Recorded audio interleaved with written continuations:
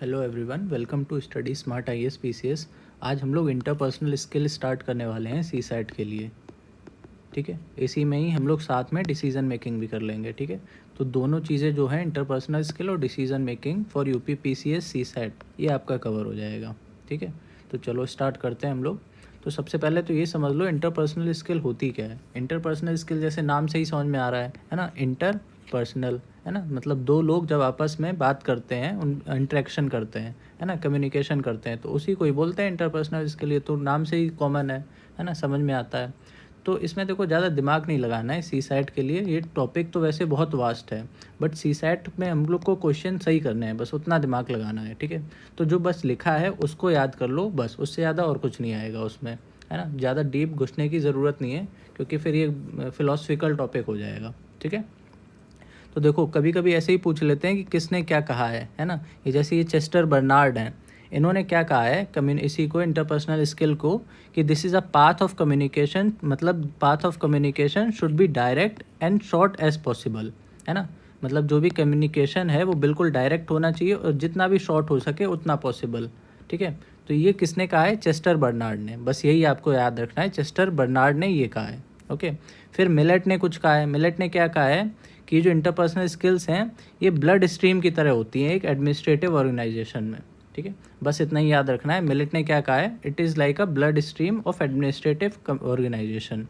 एक ये फिफ्टनर, इन्होंने क्या कहा है? इन्होंने वही चीज़ कही है कि this is heart of the management. इन्होंने ब्लड की बात करी है, इन्होंने हार्ट की। ठीक है, तो बस ऐसे ही डायरेक्ट याद कर लो कि चेस्टर बर्नार्ड ने क्या कहा है? डायरेक्ट एंड शॉर्ट होना चाहिए। मिलेट ने कहा है ब्लड स्ट्रीम की तरह होना चाहिए, मतलब ब्लड स्ट्रीम होता है। फिफ्नर ने क्या कहा है? कि हार्ट होता है। ओके, अभी देखो कम्युनिकेशन की बात कर रहे हैं, है ना। तो कम्युनिकेश कहाँ से आया है? ये लैटिन वर्ड कम्युनिस से आया है। कम्युनिस का मतलब क्या होता है? नॉर्मल, है ना। तो वही इसमें एक प्रिंसिपल आता है, किस रूल, है ना। तो ये PYQ भी है, ये पूछा जा चुका है। तो इसमें आपको क्या याद रखना है? इसका फुल फॉर्म याद रखना है बस। ठीक है, किस रूल क्या होता है? Keep it short and simple. ठीक है, मतलब जो भी कम्युनिकेशन है वो बिल्कुल शॉर्ट और सिंपल होनी चाहिए। ठीक है, इसी को हम लोग बोलते हैं किस rule, keep it short and simple. बस इसका फुल फॉर्म ही पूछा गया था PYQ में। ओके, तो बस इतने इतने ईजी क्वेश्चन आते हैं, उसमें ज़्यादा दिमाग लगाना ही नहीं होता है। जो जो बताते जा रहे हैं बस वो पढ़ लो, याद कर लो, 2 बार पढ़ लो, अच्छे से याद हो जाएगा और आपके सारे क्वेश्चन सही हो जाएंगे, इतने सही। ठीक है, अब देखो 6 एसेंशियल फैक्टर्स होते हैं फॉर इफेक्टिव कम्युनिकेशन। क्लियर होना चाहिए, कांस्टेंट फ्लो होना चाहिए बातों में, है ना, एडुकेट बात करनी चाहिए, कंसिस्टेंट होनी चाहिए। ये नहीं कि आधी बात आप कहीं और की कर रहे हो, आधी बात कहीं और की कर रहे हो। कंसिस्टेंट होनी चाहिए, है ना, और एक्सेप्टेबल भी होनी चाहिए। ठीक, फिर देखो, अच्छा ये जैसे अब ये है 6 एसेंशियल फैक्टर्स, तो इनको याद करने की ज़रूरत है क्या? नहीं है, ये तो कॉमन सेंस से भी लगा लोगे, है ना। कुछ अटपटा सा आ गया तो वो ऑड वन आउट करना होगा, बाकी ये तो कॉमन सेंस है, इसको याद करने की ज़रूरत ही नहीं है। जो याद करने वाली चीज़ें हैं वो हम बताते जाएंगे। जैसे ये 3 याद करने वाली चीज़ें थी, फिर एक ये याद करने वाली चीज़ थी, किस रूल। ठीक है, तो जो याद करने वाली चीज़ होगी वो बताते जाएंगे, बाकी सब तो बस ऐसे ही पढ़ने के लिए है, टाइम पास है। ठीक है, अब ये देखो कैरेक्टरिस्टिक्स ऑफ कम्युनिकेशन, ये भी याद करने की चीज़ है क्या? ये तो हम लोग कॉमन सेंस से लगा ही सकते हैं कि कम्युनिकेशन के कैरेक्टरिस्टिक क्या हो सकते हैं। 2 वे प्रोसेस होता है ना। आप अपने दोस्त से बोलो, दोस्त आपसे बोले, है ना। ऐसा तो नहीं है कि आप खुद से ही बात करते रहोगे। ओके, तो ये 2 वे प्रोसेस होता है, डायनेमिक होता है ना, मतलब हर टाइम ये इवॉल्व होता है। फीडबैक और इंटरेक्शन का सिस्टम होता है, जैसे हम हर वीडियो में बोलते हैं आपसे कि आप फीडबैक दो, कमेंट में जाके कमेंट करो, फीडबैक करो, है ना। तो ये डायनेमिक प्रोसेस है। उससे क्या होगा, आपकी फीडबैक से हम लोग समझेंगे कि क्या कहाँ कमी आ रही है ना। तो कांस्टेंट इवॉल्व होंगे हम लोग भी। ठीक है, तो ये डायनेमिक प्रोसेस है। कॉन्टेक्चुअल होता है, हर बात के पीछे कुछ कंटेक्स्ट होता है ना, पर्पस होता है। सिम्बॉलिक भी होता है। इरिवर्सिबल होता है, मतलब आपने एक बार कुछ अगर बात बोल दी तो फिर वो मतलब वही बात होती है ना, जैसे तीर निकल जाता है कमान से तो फिर वो वापस नहीं आता है, वैसी चीज़ ही है। अगर आपने एक बार जो बात अपने दोस्त से बोल दी तो फिर वो वापस नहीं आएगी, है ना। कॉन्टीन्यूअस होना चाहिए, है ना। कॉन्टीन्यूअस मतलब होता है, और फिर कॉम्प्लेक्स भी होता है, इनकोडिंग भी होती है, डिकोडिंग होती है, फीडबैक सिस्टम होता है, लूप होता है ना। तो ये काफ़ी कॉम्प्लेक्स प्रोसेस भी होता है। कल्चरल इसका सिग्निफिकेंस भी होता है ना। कोई भी बात होती है वो कल्चर से तो रिलेट करेगी। इंटरेक्टिव भी होती है ना। इसमें बहुत सारी पार्टीज़ इन्वॉल्व हो सकती हैं, हो सकता है 2 पार्टी इन्वॉल्व हो सकता है पूरा ग्रुप इन्वॉल्व हो, है ना। जैसे मास कम्युनिकेशन होता है, उसमें क्या होती है, पूरी ऑडियंस होती है। सिंगल एक स्पीकर होता है, बाकी सब क्या होती है, बाकी सब तो ऑडियंस ही होती है ना। तो ये इंटरेक्टिव प्रोसेस हो गया। फिर देखो कम्युनिकेशन और क्या हो सकती है, साइलेंट प्रेयर, है ना, मतलब आप अपने आप से ही प्रेयर कर रहे हो आंख बंद करके, तो वो भी तो क्या है, वो भी तो कम्युनिकेशन है, कम्युनिकेशन विद गॉड हो गया, है तो वो भी टू वे प्रोसेस, है ना, साइलेंट प्रेयर है बट है तो टू वे प्रोसेस, आप गॉड से बात कर रहे हो, है ना। फिर देखो teacher speaking to a people at a public place, वही जो भी ऊपर बताया, है ना, इंटरेक्टिव, वही चीज़ तो ये लिखी है।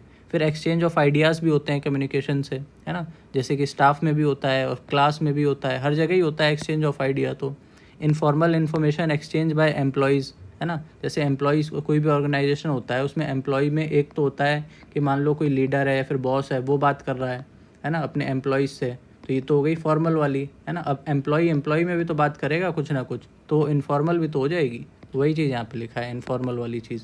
ओके, अब इसमें ये तो कोई याद करने वाली चीज़ नहीं थी, बता रहे हैं ना कि जो आपको बताते जाएं बस वो याद करना। अभी तक हमको क्या याद करना था, एक ये 3 चीज़ ये याद रखनी थी, एक keep it short and simple याद करना था बस। ओके, अब तीसरी चीज़ क्या याद रखनी है कि जो कम्युनिकेशन का प्रोसेस है इसका सीक्वेंस याद रखना, सीक्वेंस और इस टर्म्स भी याद रखना, है ना। तो सीक्वेंस क्या है, सबसे पहले इनकोडिंग होती है, मतलब आप जो भी बोलते हो वो पहले इनकोड होता है, फिर वो ट्रांसमिट होता है किसी मीडियम से, है ना, फिर आपके दोस्त के पास जाएगा वो मैसेज, फिर वो डिकोड करेगा उस मैसेज को, है ना, फिर उस मैसेज को समझेगा। ठीक है, मतलब जैसे आपने कुछ भी टाइप किया, मान लो व्हाट्सएप पे आपने कुछ टाइप किया, है ना, कि हेलो हाउ आर यू, है ना, तो ये आपने इनकोडिंग करी है ना, फिर आपने व्हाट्सएप से भेज दिया तो वो ट्रांसमिट हो गया, है ना, फिर उसके व्हाट्सएप में आ गया आपके दोस्त के व्हाट्सएप में, फिर वो उसको डिकोड करेगा उसका व्हाट्सएप, है ना, फिर जब वो पढ़ेगा तो वो उसको अंडरस्टैंड करेगा। ठीक है, तो ये पूरा प्रोसेस होता है, encoding, transmitting, decoding, understanding. Okay, वही चीज़ यहाँ पे लिखी है और कुछ नहीं लिखा है। फिर देखो, एक तो जो कुछ होते हैं ना मैसेज में बहुत ज़्यादा पर्सनल हो जाते हैं, तो this is not a positive communication medium, है ना। बहुत ज़्यादा पर्सनल होने की ज़रूरत नहीं होती है किसी भी मीडियम में, इवन आपका बहुत अच्छा फ्रेंड भी है तब भी बहुत ज़्यादा पर्सनल होना किसी को भी पसंद नहीं होता है। ठीक है, तो बहुत ज़्यादा पर्सनल होना is not a positive communication medium, ये याद रखना है। फिर एक ये आता है शॉर्ट सर्किटिंग मेजर्स, है ना। शॉर्ट सर्किट क्या होता है, जैसे आपको पता होगा शॉर्ट सर्किट इलेक्ट्रिकल टर्म्स में हम बात करें तो वो क्या होता है, जैसे मान लो ये कुछ वायर्स हैं, है ना, अब मान लो अगर यहाँ पे कुछ फ्यूज़ यूज़ हो गया है, बल्ब वगैरह, तो यहाँ से ये पूरा कनेक्शन आउट हो जाएगा। बट अगर ये पैरेलल कनेक्शन है तो ये वाला तो चलता रहेगा, ये भी चलता रहेगा, बीच वाला बस डिस्कनेक्ट हो जाएगा। मान लो यहाँ पे कुछ लगा होगा तो वो भी डिस्कनेक्ट हो जाएगा। तो वही चीज़ है यहाँ पे कि मतलब जो डिफेक्टिव लाइन होती है उसको शॉर्ट सर्किट कर देते हैं, उसको मतलब हटा देते हैं। ओके, वही चीज़ है यहाँ पे। ओके, फिर देखो एक इनकोडिंग, है ना, ये फर्स्ट प्रोसेस होता है, ये तो बताया ही दिया था, यही मतलब यही है, ये PYQ में आया हुआ है, ये बताया ना, ये आपको याद करना है ना, तो वही यहीं से PYQ भी आया हुआ है। तो वही चीज़ यहाँ पे लिखा है कि इनकोडिंग इसकी फर्स्ट पॉइंट होता है, फर्स्ट स्टेप होता है। ओके, फिर देखो there are 3 main aspects of communication, एक तो इंटरनल कम्युनिकेशन होता है, एक्सटर्नल कम्युनिकेशन होता है और इंटरपर्सनल कम्युनिकेशन होता है ना।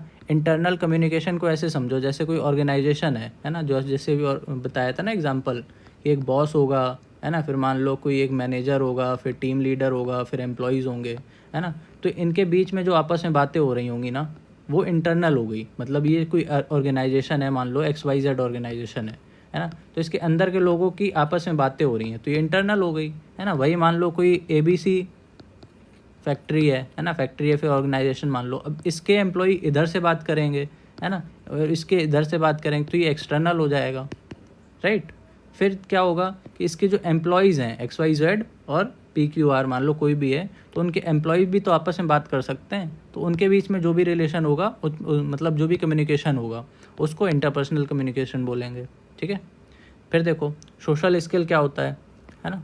सोशल स्किल मतलब वही है कि सामाजिक जो कम्युनिकेशन होता है उसी को ही सोशल स्किल बोलते हैं, नाम से ही समझ में आ रहा है। ये सब याद करने वाली चीज़ें नहीं है, ये तो बस लिखा हुआ है ना। ये 3 चीज़ें याद करनी थी, मतलब ये भी है तो कॉमन सेंस ही, बट ये पूछ लेता है कभी कभी। ओके, बाकी ऊपर बता ही दिया क्या याद करनी है। अब ये देखो 2 चीज़ें आती हैं, एम्पैथी और सिंपैथी, इन दोनों में डिफरेंस पूछ लेता है ना। एम्पैथी में क्या होता है, आपको अपनी, जैसे मान लो कोई आपका दोस्त परेशानी में है ना, तो आप उसकी बात समझ तो रहे हो, आप फील भी कर रहे हो, बट अगर आप उसको शो नहीं कर रहे हो, है ना, तो वो हो गया आपका एम्पैथी। वही सिंपैथी में क्या होता है कि जो भी आप फील कर रहे हो वो उसको आप शो भी कर रहे हो, साथ में मतलब एक्शन भी ले रहे हो, है ना। तो सिंपैथी में क्या हो जाता है, एम्पैथी प्लस एक्शन, है ना, ये हो जाएगा आपका सिंपैथी। समझ गए। तो वही चीज़ यहाँ पे लिखी है, जो फीलिंग्स है वो ट्रांसमिट हो जाती है उस पर्सन तक। मतलब आप एक्शन लोगे तो आपके फ्रेंड को पता चल जाएगा कि हाँ आप भी उसकी दुख दर्द को समझ पा रहे हो, ठीक है। फिर देखो टाइप्स ऑफ कम्युनिकेशन, एक तो मैकेनिकल कम्युनिकेशन हो सकता है ना। मैकेनिकल कम्युनिकेशन में क्या क्या आ जाएगा, देखो जैसे रेडियो में जो कम्युनिकेशन होती है, टेलीफोन में होती है, सेमिनार, ग्रुप ऑफ कम्युनिकेशन, है ना। तो ये सब क्या हो गया, ये सब मैकेनिकल कम्युनिकेशन हो गया, है ना। मतलब जो टेलीफोनिक कम्युनिकेशन होती है टेलीफोन के थ्रू, ओके, वो हो गई आपकी मैकेनिकल। मास कम्युनिकेशन, नाम से ही समझ में आ रहा है मास, है ना, जब बहुत सारे लोगों के बात हो रही हो, है ना। जैसे कि मास कम्युनिकेशन में क्या आ सकता है, टीवी आ सकता है आपका, है ना, रेडियो आ सकता है, न्यूज़पेपर आ सकता है ना। जब मास पब्लिक से आप कोई भी बात शेयर करो तो हो जाएगी, जैसे यूट्यूब ले लो, है ना, ये भी क्या है, ये भी मास कम्युनिकेशन ही तो है ना। फिर कॉग्निशन क्या होता है, ये इंपॉर्टेंट है, याद रखना, PYQ भी आया हुआ है इस पर। कॉग्निशन मतलब होता है नॉलेज को एक्वायर करना, ठीक है। The process of acquiring knowledge is called cognition, मतलब ज्ञान लेना। सिंपल भाषा में समझो हिंदी में, कॉग्निशन क्या होता है, ज्ञान को लेना, अर्पित करना, ठीक है। अब जैसे क्लासरूम में होता है, क्लासरूम में क्या करते हैं बच्चे, ज्ञान ही तो लेते हैं, है ना। तो वो कॉग्निटिव प्रोसेस हो गया, है ना, क्लासरूम वाला। वर्बल कम्युनिकेशन, जो बोल के कम्युनिकेशन की जाए वो वर्बल कम्युनिकेशन हो गई, जो लिख के करी जाए वो रिटन कम्युनिकेशन हो गया, है ना। तो ये सब तो कॉमन है, नाम से ही समझ में आ रहा है। नॉन वर्बल, है ना, मतलब जो बोली ना जाए, जैसे कि बॉडी लैंग्वेज, है ना। जैसे आप सर हिला देते हो, ऊपर नीचे कर देते हो, तो उसका मतलब क्या हो गया, यस हो गया, है ना। तो आपने बोला नहीं यस, बट आपकी बॉडी लैंग्वेज से समझ गए, है ना। आई कॉन्टैक्ट, जैसे कोई गुस्से में घूरता है ना, तो वो उसी से समझ में आ जाता है, ओके। तो यही होती है नॉन वर्बल कम्युनिकेशन। ऐसी विजुअल कम्युनिकेशन भी होती हैं, जैसे ग्राफ और चार्ट का यूज़ करो, प्रेजेंटेशन का यूज़ करो, इन्फोग्राफिक्स का यूज़ करो, है ना। तो ये सब विजुअल कम्युनिकेशन में आ जाएगी। डिजिटल कम्युनिकेशन भी होती है, जैसे social media, instant messaging, video conferencing, ये सब डिजिटल प्लेटफॉर्म हो गए, है ना। इंटरपर्सनल कम्युनिकेशन में क्या आ जाएगा, या तो छोटा ग्रुप होगा, और या तो टीम होगी, या तो फिर मास होगा। ये सब इंटरपर्सनल में ही आ जाता है ना। तो इंटरपर्सनल तो हमारा सब्जेक्ट का ही नाम है, ओके, ये तो हमने समझ ही लिया पहले ही। अब फॉर्मल इनफॉर्मल, ये भी नाम से ही समझ में आ रहे हैं, अभी पहले ही बताया था। जब बॉस और एम्प्लॉय के बीच में बात चले तो वो फॉर्मल हो जाएगी, और जब एम्प्लॉय के बीच में बात चलेगी तब वो इनफॉर्मल हो जाएगी, है ना। तो ये सब बस समझने की चीज़ें हैं, बाकी जो याद करने वाली चीज़ है वो बहुत ही कम है ना।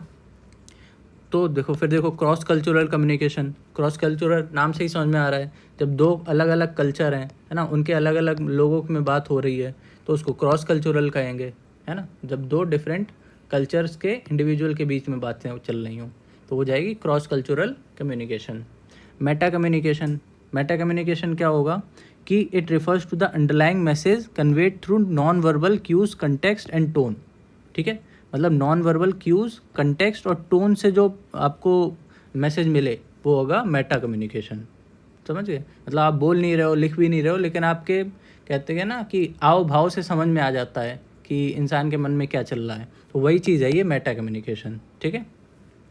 फिर देखो की एस्पेक्ट मेटा कम्युनिकेशन के क्या, जैसे नॉन वर्बल है ना, जैसे बताया भी, कोई सरकास्टिक नोन में बात कर रहा है ना, या फिर स्माइल कर रहा है, या फिर क्रॉस आर्म्स वाइल स्पीकिंग, है ना, मतलब ऐसे हाथ को एक के ऊपर एक रख के बैठ जाना, तो वो भी तो एक तरह से सिग्निफाई करता है कि बंदा आप में इंटरेस्टेड नहीं है ना।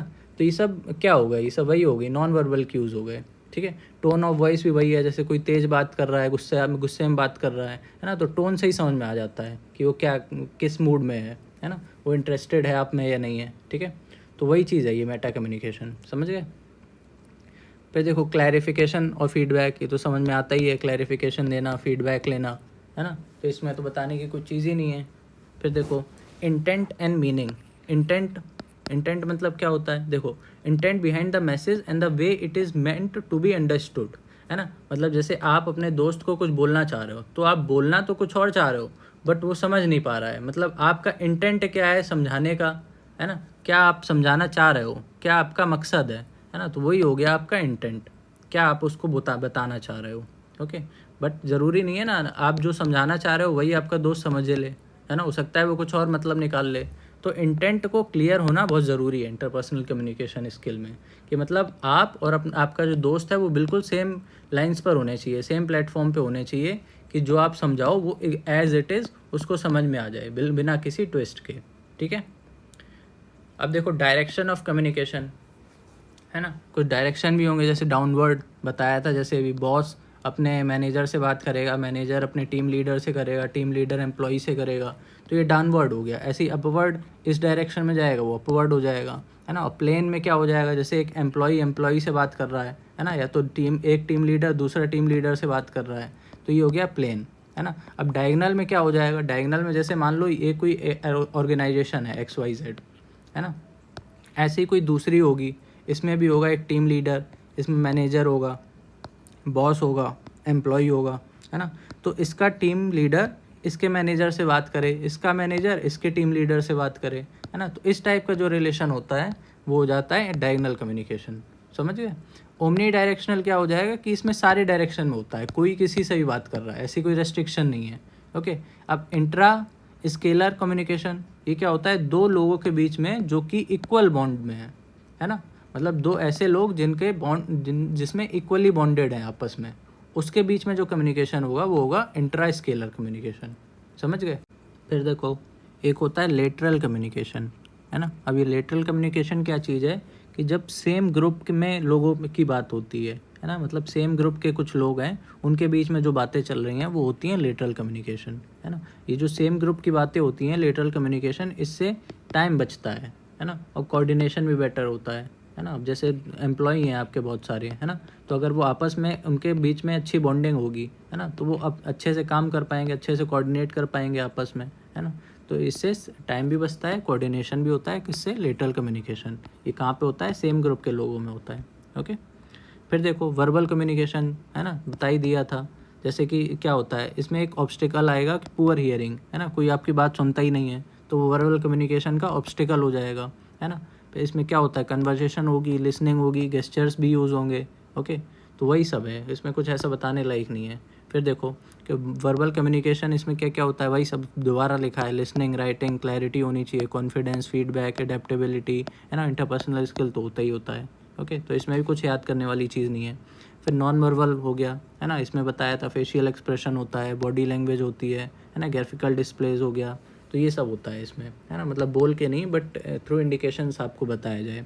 ओके, अब ये देखो इसके लिए नॉन वर्बल कम्युनिकेशन के लिए जो भी दो लोगों के बीच में बात चल रही है वो सेम कल्चरल के बैकग्राउंड के होने चाहिए, है ना, तभी तो समझ में आएगा। मान लो जैसे अगर आप है ना, आप कुछ एक्ट कर रहे हो, फॉर सपोज मान लो आप दिया जला रहे हो घर में, है ना, और आपको एक कोई आपका दोस्त है ना, वो जर्मनी का है, तो वो समझेगा ही नहीं कि आप क्या करना चाह रहे हो, है ना।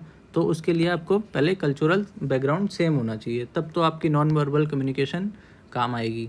ओके, अब एक होता है पैरा लैंग्वेज, है ना। तो पैरा लैंग्वेज देखो क्या होता है, ये जब एक्चुअल जो वर्ड्स है ना, उसको ना बोल के कुछ और इंडिकेशन के थ्रू बताया, जैसे अभी हम लोग ने ऊपर पढ़ा था ना मेटा कम्युनिकेशन, वैसे ही है ये पैरा लैंग्वेज, है ना।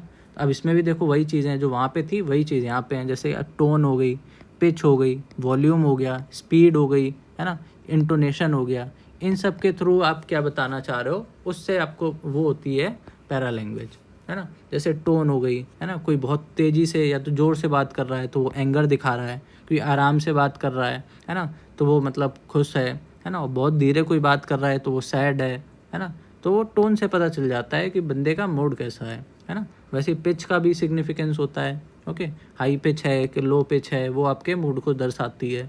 वॉल्यूम, है ना, कि loudness and softness of the voice, है ना, उसको बोलते हैं वॉल्यूम, है ना। तो वही एंगर, है ना, हैप्पीनेस, इस जॉय, इन सब को प्रेटेंड करती है, शो करती है। ओके, फिर देखो रेट ऑफ स्पीच, आप बहुत ज़्यादा जल्दी बोल रहे हो या धीरे धीरे बोल रहे हो, है ना। जैसे कोई बंदा एक्साइट होता है ना, तो वो बहुत जल्दी बोलता है, तो उससे रेट ऑफ स्पीच से भी आप डिटरमाइन कर सकते हो। इंटोनेशन, है ना, rise and fall of voice across the sentences और फ्रेज, है ना, मतलब कोई होता है कंसिस्टेंट एक पिच बनाए हुए, और कभी कभी क्या होता है कि कभी कभी आप बहुत जोश में बोल रहे हो और कभी कभी बिल्कुल ही डाउन हो रहे हो, है ना, तो आपका इंटोनेशन क्या है। ओके, फिर आप सेंटेंस के बीच में पॉज ले रहे हो, साइलेंट हो रहे हो, है ना, एक्सक्लेमेशन मार्क वगैरह, जैसे कॉमा हो गया, इसी तो हम लोग लिख के बता देते हैं, बट आप जब बात करते हो, कम्युनिकेशन स्किल करते हो, तो उसमें आप पॉज ही तो लोगे जब कॉमा लगाओगे, है ना। लिख के तो कॉमा लग गया, बट आप बात करोगे तब पॉज लोगे, है ना, या तो थोड़ी देर साइलेंट हो जाओगे, है ना। इसका मतलब क्या हो गया, अगर आप साइलेंट हो गए तो इसका मतलब है आप कुछ सोच रहे हो, है ना, या तो आप ड्रामेटिक इफेक्ट कर रहे हो, जैसे हॉरर मूवीज़ है ना, हॉरर स्टोरीज़ कोई सुनाता है तो उसमें काफ़ी पॉजेज होते हैं, है ना, तो उस टाइप की चीज़ हो गई। फिर एक वोकल फिलर्स होते हैं, जैसे कुछ बोलते हैं हाँ, लाइक, यू नो, तो ये सब क्या है, ये सब वोकल फिलर्स हैं। ओके, जैसे लाइक, यू नो, ओके, तो ये सब वोकल फिलर हो गए। फिर एक वर्ड आता है काइनेसिक्स, है ना, तो जो अभी अभी आपने पढ़ा मेटा में, पैरा में, है ना, वही सेम चीज़ होती है काइनेसिक्स। ठीक है, मतलब बॉडी लैंग्वेज का यूज़ करके आप जो मैसेज कन्वे करो, है ना, गेस्चर हो गया, फेशियल एक्सप्रेशन, पोस्चर, है ना, या फिर अदर फिजिकल मूवमेंट्स के थ्रू जो आप मैसेज कन्वे करना चाहते हो, अपने इमोशन शो करना चाहते हो, वो होता है काइनेसिक्स। ठीक है, सेम ही चीज़ समझ लो मेटा पैरा की तरह। ओके, अब इसमें देखो वही कुछ एग्जांपल्स दे रखे हैं, है ना, एग्जांपल्स क्या है उसके टाइप्स समझ लो या एग्जांपल बोल लो। जैसे नॉन वर्बल कम्युनिकेशन में बॉडी लैंग्वेज, है ना, गेस्चर आ जाता है, इसमें पोस्चर आ जाता है, मूवमेंट आ जाता है, फेशियल एक्सप्रेशन आ जाते हैं, है ना, आई कांटेक्ट, टोन हो गया, प्रॉक्सिमिक्स। प्रॉक्सिमिक्स क्या होता है कि मतलब जैसे कभी कभी आपने देखा होगा, कभी कभी क्या मतलब क्या होता है, जैसे आप यूएस में चले जाओ, है ना, तो वहाँ पे दो दोस्त बात करेंगे तो बिल्कुल पास आके बात करते हैं, जबकि आप देखोगे और कंट्रीज़ में, मान लो रशिया में मान लो, है ना, तो उसमें वो डिस्टेंस थोड़ी दूर रहती है, मतलब एक एटिकेट्स बोल लो या फिर उनका मतलब नॉर्मल है वो, ऐसा कुछ अजीब बात नहीं है। तो ये प्रॉक्सिमिक्स हो गया, ये अलग अलग कल्चर के हिसाब से अलग अलग जो पर्सनल स्पेस है और जो फिजिकल डिस्टेंस है वो अलग अलग हो सकती है। ठीक है, इसी को बोलते हैं प्रॉक्सिमिक्स। जैसे आप जानते हो ना प्रॉक्सिमिटी, है ना, तो प्रॉक्सिमिटी क्या होता है, यही यही तो होता है कि एक दूसरे के कितने पास हैं, है ना, तो उसी से ही याद कर लो। ओके, हैप्टिक्स, है ना, जैसे किसी किसी की आदत होती है बातों बातों में बहुत ज़्यादा टच करते हैं, है ना, तो वो हो गया हैप्टिक्स। फिर अपीयरेंस, है ना, ड्रेस कैसी है, ग्रूमिंग कैसी है, ओवरऑल हाइजीनिक है या नहीं है ना, फिजिकल प्रेजेंटेशन कैसा है, ये सब अपीयरेंस में आ जाएगा। आर्टिफैक्ट्स, है ना, ऑब्जेक्ट्स और सिम्बल्स दैट कन्वे मैसेजेस, वो हो जाएंगे आपके आर्टिफैक्ट्स। ओके, तो ये सब किसके पार्ट हैं, ये सब नॉन वर्बल के पार्ट हैं। अब देखो नॉन वर्बल सिग्नल्स, है ना, मतलब आप बोल नहीं रहे हो बट आप सिग्नल के थ्रू कुछ बता रहे हो। जैसे अगर आप पेन स्लैम करते हो, है ना, टेबल पर पेन को स्लैम करते हो, तो इसका मतलब क्या है, आप क्या शो करना चाहते हो, आप अपनी फ्रस्ट्रेशन शो करना चाहते हो, मतलब आप किसी चीज़ से एनॉय हो, परेशान हो, है ना, तभी तो आप पेन पटकते हो टेबल पे।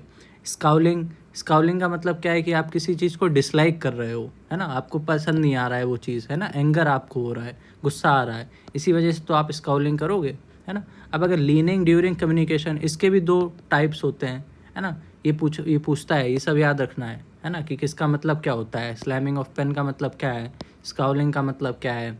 अगर आप फॉरवर्ड लीन करते हो, मतलब आगे झुक के बैठते हो, है ना, जैसे मान लो आप अपने दोस्त से बात कर रहे हो, है ना, बीच में टेबल है और यहाँ पे आपका दोस्त बैठा है, तो यहाँ पे आप चेयर पे बैठे हुए हो, है ना, तो अगर आप आगे झुक के बैठोगे, इसका मतलब है कि आप उसके बातों में इंटरेस्ट ले रहे हो, है ना, आप ध्यान से सुन रहे हो उसकी बातों को। वही क्या होता है, आप चेयर पे पीछे होके आराम से बैठ रहे हो ऐसे फैल के, है ना, तो इसका मतलब आप इंटरेस्ट नहीं ले रहे हो, आप बोर हो रहे हो उस बंदे से। ठीक है, तो ये मतलब होता है फॉरवर्ड और बैकवर्ड लीनिंग का। ओके, तो इन दोनों के मतलब याद रखना, ये पूछ लेता है। फॉरवर्ड मतलब लाइक और बैकवर्ड मतलब डिसलाइक। ठीक है, eye contact is an example of non verbal, है ना, ये तो बता ही दिया था, ये तो वैसे भी कॉमन सेंस है ना, ये PYQ है। जितने भी पॉइंट्स टू रिमेंबर वाले में है ना, ये सब PYQ में पूछे जा चुके हैं। ओके, तो इससे आप PYQ भी मतलब साथ ही साथ आपके कवर होते जा रहे हैं। फिर देखो कम्युनिकेशन प्रोसेस मॉडल, एक तो हम लोग ऊपर देख चुके हैं, है ना, इनकोडिंग होता है पहले, है ना, फिर क्या होता है, ट्रांसमिटिंग होता है, फिर डिकोडिंग होता है, फिर अंडरस्टैंडिंग होता है ना, ये एक हम लोग ने प्रोसेस समझ लिया था। अब ये अलग अलग कुछ ऑदर्स बोल लो, साइंटिस्ट बोल लो, साइंटिस्ट लोगों ने अलग अलग अपने दे रखे हैं, तो इनका भी कभी कभी पूछ लेता है ना, कि किसने क्या दिया है प्रोसेस, तो इसको भी याद करना है। जैसे शेनॉन एंड वीवर, इनका एक मॉडल है टेलीफोन मॉडल, है ना, नाम भी ये याद रखना, टेलीफोन मॉडल किसने दिया है, शेनॉन एंड वीवर ने। इनके मॉडल के हिसाब से क्या प्रोसेस होता है, पहले ट्रांसमीटर आता है, फिर सिग्नल आता है, फिर रिसीवर आएगा, फिर डेस्टिनेशन मैसेज आएगा। समझ गए, ये चार चीज़ें आती हैं, ये चार चीज़ें, सबसे पहले ट्रांसमीटर, सिग्नल, रिसीवर, फिर डेस्टिनेशन। समझ गए, ये किसने दिया, शेनॉन एंड वीवर ने। फिर देखो एक CE एंग्सलॉट मॉडल है, ये मॉडल क्या कहता है, communication is a continuous process. ठीक है, वैसे तो इसमें अब समझाने को कुछ है नहीं है, बट आपको याद करना पड़ेगा कि ये किसने मतलब ये किस मॉडल में बोला गया है, ये CE एंग्स गुड मॉडल में बोला गया है ना, डायरेक्ट ऐसे ही पूछ लेगा। तो ये थोड़ी रेक्टिफिकेशन वाली चीज़ें हैं, बट हो जाएंगी, एक दो बार आप पढ़ोगे ना तो बहुत ईजिली याद हो जाएगी। ओके, फिर एक ये वेस्ली एंड मैकलेन मॉडल आ जाता है ना। इसमें सर्कुलर कम्युनिकेशन की बात चलती है ना। Circular communication emphasize continuous dynamic interaction and the role of feedback, है ना। इट इन्वॉल्व्स मल्टीपल सोर्सेज, है ना, including mass media interpersonal challenges, highlighting the importance of the feedback loop from the communicator, है ना। कुछ नहीं, यही बात कर रहा है कि सर्कुलर कम्युनिकेशन की, इसमें सर्कुलर है ना, तो अलग अलग मल्टीपल सोर्सेज हो सकते हैं, है ना। फीडबैक सिस्टम भी हो सकता है, लूप सिस्टम, मास कम्युनिकेशन भी हो सकता है। वही है ये वेस्ली एंड मैकलीन मॉडल। इसमें आप बस ये टर्म याद रखो, ये सर्कुलर कम्युनिकेशन पे फोकस करता है। ओके, फिर है कि लीग मॉडल, है ना। इसमें क्या प्रोसेस है, इसमें सबसे पहले कम्युनिकेटर आता है, फिर इनकोडर, मीडियम, डिकोडर और फिर रिसीवर, है ना। जैसे आप अपने दोस्त से बात करोगे तो आप हो जाओगे यहाँ पे कम्युनिकेटर, फिर आपका जो मैसेज है वो इनकोडर हो जाएगा, फिर आपने व्हाट्सएप से भेजा तो वो मीडियम हो जाएगा, फिर वो आप डिकोड करेगा, फिर जो आपका दोस्त है वो हो जाएगा रिसीवर। ठीक है, तो ये हो गया लीग मॉडल। ऐसे ही है विल्बर स्क्रैम मॉडल। तो ये मॉडल क्या बोलता है, पहले कम्युनिकेशन होगा, है ना, फिर मैसेज आएगा, फिर मीडियम आएगा, फिर उसका इंटरप्रिटेशन होगा, है ना, इंटरप्रिटेशन के बाद रेसिपिएंट आएगा, फिर लास्ट में रिस्पॉन्स। ठीक है, फिर एक है लेसवेल मॉडल, है ना। ये किसने दिया है, रोल्ड डी लेसवेल ने, है ना। ये क्या बोलते हैं, this is the verbal model of communication process, Lasswell's questions, who says, what says, by what means said, who is called, what effects, है ना। मतलब बोलते हैं कि कोई भी अगर कम्युनिकेशन हो रहा है तो उसमें ये चीज़ें जानना ज़रूरी है कि कौन बोल रहा है ना, क्या बोल रहा है, किस मीन से बोल रहा है ना, हु इज़ कॉल्ड, है ना, एंड व्हाट इफेक्ट्स। इन क्वेश्चनों को अगर वो कम्युनिकेशन फॉलो कर रहा है तो फिर वो वर्बल मॉडल ऑफ कम्युनिकेशन है। ओके, फिर देखो कुछ एक्सप्रेशंस होते हैं, है ना, और उनके मीनिंग क्या होते हैं, ये इंपॉर्टेंट है ना। इससे क्वेश्चन आता ही आता है हर साल, है ना, तो इसको ध्यान से पढ़ लेना। वैसे तो इजी है, एक बार पढ़ोगे एक ही बार में याद हो जाएगा, है ना। इतने सारे हैं बट एक बार पढ़ोगे बस उसी में याद हो जाएगा। जैसे अगर आप रिलैक्स्ड पोजीशन में बैठे हुए हो, है ना, तो इसका मतलब है कि आप इंटरेस्टेड हो उस पर्सन में, है ना। जैसे आप अपने दोस्त से बात करते हो तो बिल्कुल रिलैक्स्ड होकर बात करते हो, है ना, क्योंकि आपको इंटरेस्ट है उस चीज़ में। फिर आर्म्स को अगर रिलैक्स कर रहे हो, है ना, तो इसका मतलब भी है कि आप सिंसियर और ओपन होकर बात कर रहे हो। अच्छा, आप आई कांटेक्ट कर रहे हो, है ना, इसका मतलब भी है कि आप आई कांटेक्ट तो तभी करोगे ना जब इंटरेस्ट लोगे। अगर आप किसी से आंख चुरा रहे हो, इसका मतलब है आप उसमें इंटरेस्टेड नहीं हो, है ना। तो ये सब कॉमन सेंस है लेकिन इंपॉर्टेंट है, PYQ में पूछते हैं ये। ठीक है, अब देखो नॉडिंग, है ना। नॉडिंग का मतलब भी इंटरेस्ट है। जैसे आप किसी से बात करते हो तो बोलते हो हाँ हाँ हाँ, मतलब उसके हाँ में हाँ मिलाते हो, तो इसका मतलब है आप इंटरेस्टेड हो। Okay, leaning forward, leaning back बता ही दिया, है ना। स्टैंड अपराइट रिफ्रेस्ड, ये कॉन्फिडेंस का सिंबल है ना। तो वैसे ये बहुत सारे हैं, इसको बस एक बार रीड कर लेना, बहुत ही ईजी है ना। एक बार बस रीड करोगे तो बस एक ही बार में समझ में आ जाएगा, है ना। फिर देखो determinant element of proximity in communication, है ना। तो इसमें देखो क्या है, इसमें हम लोग ऑलरेडी बात कर चुके हैं ना। प्रॉक्सिमिटी मतलब क्या होता है, क्लोजनेस, है ना, फिजिकल क्लोजनेस जितनी होगी, है ना, फिजिकल एंड इमोशनल क्लोजनेस, उसी की ये बात हो रही है कि कहीं कहीं कंट्री में बिल्कुल पास आके लोग बात करते हैं, कहीं पे ये अच्छा नहीं माना जाता है ना, कहीं पे दूर रह के ही बात करते हैं। तो ये एटिकेट्स होते हैं अपने अपने, ऐसा नहीं है कि इसमें कुछ गलत है कि बहुत पास आके बात कर रहे हैं तो, बट वहाँ का ये कल्चर है। ठीक है, तो वही चीज़ है यहाँ पे। अच्छा, इसमें एक हिंड्रेंस होता है, ये ज़रूर याद रखना, है ना, प्रॉक्सिमिटी वाले सिचुएशन में, distortion of individual sensory organs, है ना। मतलब अगर इंडिविजुअल के सेंसरी ऑर्गन अगर ठीक से काम नहीं कर रहे होंगे तो इस केस में हिंड्रेंस बन जाएगा। ओके, फिर देखो कैरेक्टरिस्टिक्स की बात कर रहा है, characteristics of psychological communication model, है ना। तो ये क्लोज्ड लूप सिस्टम होता है, ये याद रखना, क्लोज्ड लूप सिस्टम होता है। जैसे कि एग्जांपल क्या है इसका, क्लोज लूप सिस्टम का, एक एम्प्लॉई है मान लो, है ना, उसको फीडबैक मिलता है मैनेजर से, है ना, परफॉर्मेंस के हिसाब से। अब वही है कि जैसे the employ process the feedback internally and makes adjustment based on their understanding, ठीक है, and then reports back with the updated performance और फर्दर क्वेश्चंस। तो ये पूरा क्लोज सिस्टम हो गया। जैसे मान लो ये एम्प्लॉई है ना, ये मैनेजर है, इसने इसको फीडबैक दिया, है ना, फिर इसने उसको एनालाइज किया, अपडेट किया, है ना, उसमें कुछ इंप्रूवमेंट किया, फिर इसने वापस से मैनेजर को रिस्पॉन्ड किया। तो ये पूरा क्लोज सिस्टम बन गया। ओके, इसी की बात चल रही है। अब इसमें भी कुछ PYQs है ना, इंपॉर्टेंट पॉइंट्स हैं। इसमें ये पढ़ लेना, वैसे तो सिंपल ही है, काफ़ी कुछ हम लोग कर भी चुके हैं। जैसे ये देखो, keep it short and simple already कर चुके हैं, डायगोनल कम्युनिकेशन ऑलरेडी कर चुके हैं, है ना। तो ये सब हम लोग ऑलरेडी कर चुके हैं, बस एक बार रीड कर लेना, ठीक है। अब जैसे इसमें टेलीफोन है, टेलीफोन कैसा कम्युनिकेशन है, ये मैकेनिकल कम्युनिकेशन है, ओके। मैकेनिकल कम्युनिकेशन क्या होता है, जो किसी मशीन से हो, है ना। टेलीफोन क्या है, मशीन ही तो है, ठीक है। तो इस टाइप की चीज़ें आ जाती हैं PYQ में, अगर आपने ये पढ़ रखे हैं ना, तो फिर एक एक सेकंड के क्वेश्चंस हैं। अब इसमें देखो क्या होता है कम्युनिकेशन स्किल में, ये तो ऑलरेडी हम लोग कर चुके हैं, है ना। लिसनिंग होती है, स्पीकिंग, ऑब्जर्विंग एंड एम्पथाइजिंग, है ना। एम्पथाइजिंग मतलब क्या है, एम्पथाइजिंग ये लैंग्वेज स्किल है, ओके। तो it means the development of 4 basic skills. किसकी बात चल रही है, कम्युनिकेशन स्किल्स की। एम्पथाइज हम लोग एम्पैथी और सिंपैथी पढ़ चुके हैं ना, एम्पैथी एंड सिंपैथी, है ना। ये दोनों टर्म बहुत ज़्यादा इंपॉर्टेंट है, इसको याद रखना। अब यही देख लो, जैसे लिसनिंग वाली जो चीज़ है ना, तो उसको हम लोग क्या बोलेंगे, सिमेंटिक, है ना, सिमेंटिक लैंग्वेज हो गई वो। फिर देखो, जो हम लोग बोल कर रहे हैं वो क्या हो गई, फोनेटिक लैंग्वेज हो गई।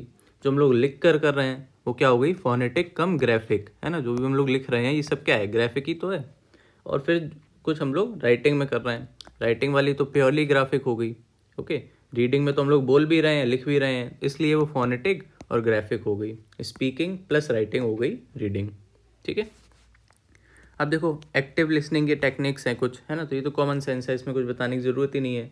अटेंशन पे करना चाहिए, अगर आप सुन रहे हो किसी की बात तो फिर अटेंशन पे करोगे तभी उसकी बात अच्छे से समझ में आएगी, है ना। उसको फीडबैक भी देना चाहिए कि कैसा है, क्या इम्प्रूवमेंट हो सकता है ना, उस टाइप की चीज़ें। और कोई हमको जजमेंट नहीं करनी चाहिए, जजमेंट से हम लोग को डिफ़र करना चाहिए, है ना। क्योंकि उसके थ्रू में हम लोग जाके देखेंगे, तभी उसकी सिचुएशन बेटर अंडरस्टैंड कर सकेंगे। इस वजह से जजमेंट से बचना चाहिए अगर एक्टिव लिसनिंग और प्योर मतलब अच्छे से कम्युनिकेशन करनी है, ठीक है।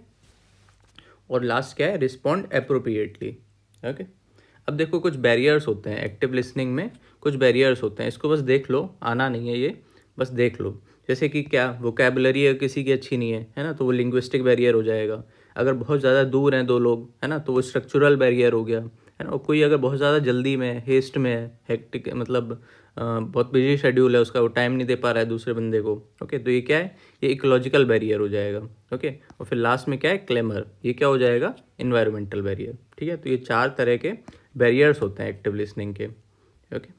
फिर देखो, अब ये थेरेपेटिक कम्युनिकेशन क्या होता है ना। It is a strategy commonly used to improve therapeutic communication is called active listening, है ना। तो बस यही चीज़ है। थेरापेटिक कम्युनिकेशन क्या हो गया यहाँ पे, ये देखो लिखा हुआ है, a technique use to build trust and facilitate effective dialogue in health care settings, promoting patient wellbeing and understanding. समझ गए, जैसे जो पेशेंट है और डॉक्टर है उसके बीच में जो ट्रस्ट है ना, उसके बीच में जितनी भी कम्युनिकेशन हो रही है, ये सब होता है थेरापेटिक कम्युनिकेशन, समझ गए। अब जैसे इसमें क्या एक्टिव लिसनिंग का ये क्यों हो सकता है, क्योंकि वही बात है ना, जब पेशेंट पहली बार आएगा वो डॉक्टर को अपनी सारी चीज़ें बताएगा, है ना। अगर डॉक्टर एक्टिव लिसनिंग ही नहीं कर रहा होगा तो उसकी प्रॉब्लम को समझ ही नहीं पाएगा, है ना। वही बाद में जब डॉक्टर उसको प्रिस्क्राइब करेगा जो भी चीज़ें पेशेंट को, अगर वो अच्छे से नहीं सुन रहा होगा तो फिर सुबह की जो भी डोज है वो शाम को लेगा, शाम की डोज सुबह लेगा, तो वो भी फिर हार्मफुल हो जाएगा, ठीक है। तो इस वजह से एक्टिव लिसनिंग में ये थेरेपेटिक कम्युनिकेशन बहुत ज़रूरी है, ओके। तो वही सब यहाँ पे देखो लिखा हुआ है, उसके क्या क्या पार्ट्स हो सकते हैं थेरेपेटिक कम्युनिकेशन के। एक तो ह्यूमन होना चाहिए, है ना, इन्फॉर्मेशन अच्छे से क्लियर होनी चाहिए, रिफ्लेक्शन, है ना, repeating back the feeling, idea और मैसेज कन्वेड, है ना, ब्रॉड ओपनिंग होनी चाहिए, ओके। जैसे कि एग्जाम्पल ही से समझ लो, ये can you tell me more about how you are feeling today. तो ये ब्रॉड ओपनिंग है ना, मतलब बहुत ही ब्रॉड क्वेश्चन है, कैसा भी इसका आंसर हो सकता है, इंस्टेड ऑफ जस्ट येस और नो क्वेश्चन, है ना। समझ गए, उसको अच्छे से उसको एक्सप्लेन करना है उस क्वेश्चन को, तो ये ब्रॉड ओपनिंग हो गया।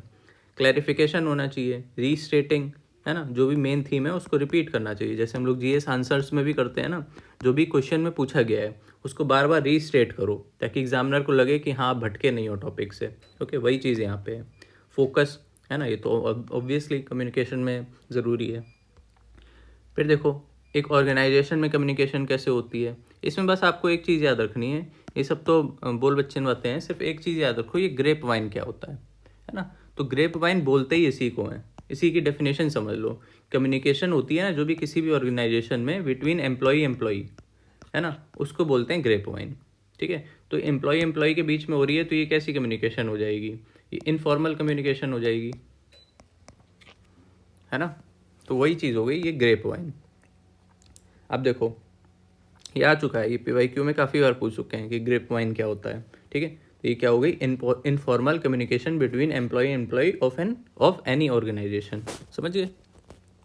फॉर्मल कम्युनिकेशन समझ में आता है, जो भी मैनेजर और एम्प्लॉय के बीच में होगा, है ना, बॉस और मैनेजर के बीच में होगा, ये सब कैसी कम्युनिकेशन होगी, ये सब फॉर्मल कम्युनिकेशन होगी। अब इसके भी देखो कुछ टाइप्स होते हैं, ये हम लोग ऑलरेडी कर चुके हैं, है ना। एक तो वर्टिकल होगा, बॉस और मैनेजर के बीच में, अपवर्ड होगा, है ना, मैनेजर जब बॉस से बात करेगा, डाउनवर्ड होगा जब बॉस मैनेजर से बात करेगा, या फिर मैनेजर एम्प्लॉय से बात करेगा, और हॉरिजॉन्टल मतलब एम्प्लॉय में करेगा, या फिर एक मैनेजर दूसरे मैनेजर से करेगा, उस टाइप की चीज़ हो जाएंगी हॉरिजॉन्टल। ओके, अब देखो एडवांटेजेस क्या होते हैं, एक बार देख लेना, आएंगे नहीं बट देख लेना एडवांटेजेस क्या होते हैं फॉर्मल कम्युनिकेशन के। एक तो ये चैनल इस्टेब्लिश करता है ना, यूनिफॉर्मिटी रहती है पूरे स्ट्रक्चर में, कम्युनिकेशन में, और एक पूरा स्ट्रक्चर्ड प्रोसेस रहता है, और सारे जितने भी कम्युनिकेशन होते हैं ना, उसका एक रिकॉर्ड बना के रखता है, ताकि मतलब बाद में ट्रैक कर सकें कि किसकी रिस्पॉन्सिबिलिटी थी, है ना, कौन इसका चार्ज लिए था, ताकि लास्ट में अगर कुछ गड़बड़ हो जाए तो किस पे अकाउंटेबिलिटी डालेंगे। तो जो भी कम्युनिकेशन होगी तो उसका एक रिकॉर्ड रखा जाता है, ओके, ट्रैक करने के लिए। अब इसके कुछ डिसएडवांटेज भी हैं, जैसे टाइम कंज्यूमिंग हो जाता है, पहले एम्प्लॉई अपने टीम लीडर को बताएगा, टीम लीडर मैनेजर को बताएगा, मैनेजर फिर बॉस को बताएगा, तो ये काफ़ी टाइम कंज्यूमिंग हो जाता है, ओके, और बहुत ही रिजिड है, ओके, और कॉम्प्लेक्स भी है काफ़ी, इसमें काफ़ी प्रोटोकॉल्स वगैरह फॉलो करने पड़ जाते हैं, इसलिए काफ़ी कॉम्प्लेक्स हो जाता है। तो ये सारे डिसएडवांटेजेस हो गए फॉर्मल कम्युनिकेशन के, ओके। अब इसमें देखो, इसमें एक ये जॉर्ज आर टेरी हैं, ये बोलते हैं ब्रॉडली इन्होंने क्लासिफाई कर रखा है कम्युनिकेशन फंक्शंस को, उनके हिसाब से क्या क्या आता है इसमें, इन्फॉर्मेशन आएगी, मोटिवेशन आएगा, इमोशनल एक्सप्रेशन और कंट्रोल आएगा, ठीक है। तो बस यही याद रख लेना, ये 4 कम्युनिकेशन फंक्शन किसने दिए हैं, जॉर्ज आर टेरी।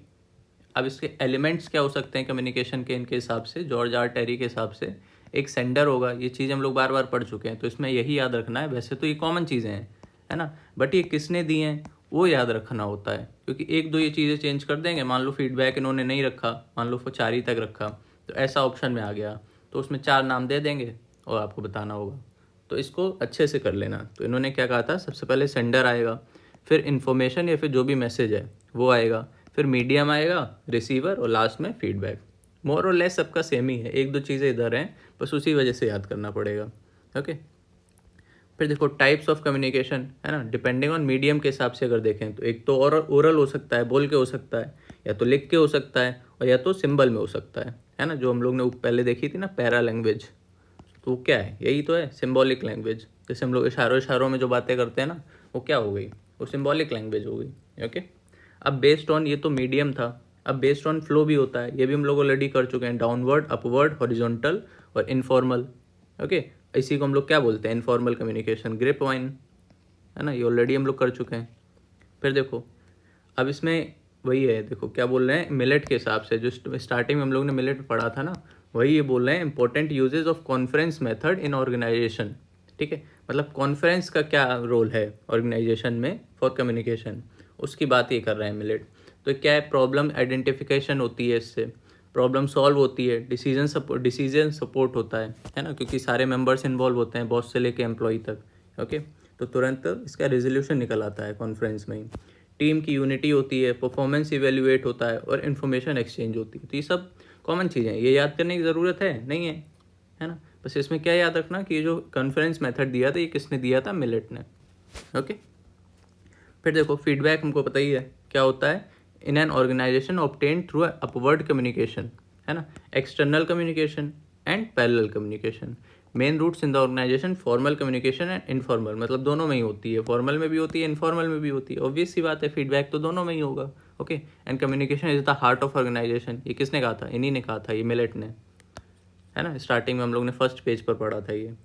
अब देखो अथॉरिटी, है ना, अथॉरिटी क्या होती है, it denotes the state granting power, okay.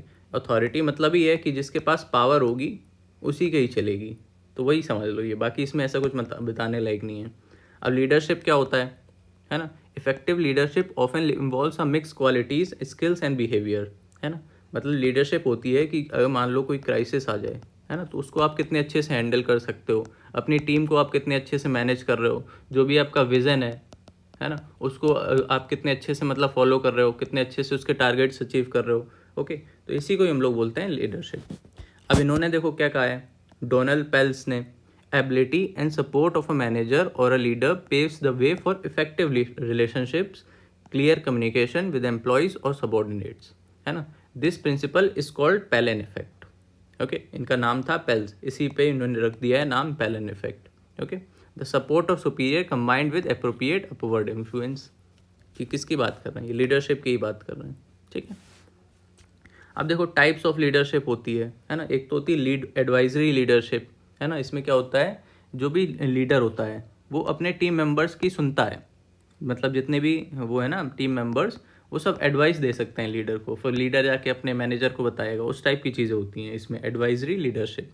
Okay, the leader listens to team members ideas and suggestions but retains final decision making authority and does not delegate responsibility और authorisation to them. समझ गए, मतलब उनके जितने भी ideas होंगे आपके team members के, वो तो आप लोगे, बट जो भी आपका फाइनल डिसीजन है वो आपका खुद का होगा। ओके, और जितनी भी रिस्पॉन्सिबिलिटी है वो आप खुद के पास रखोगे।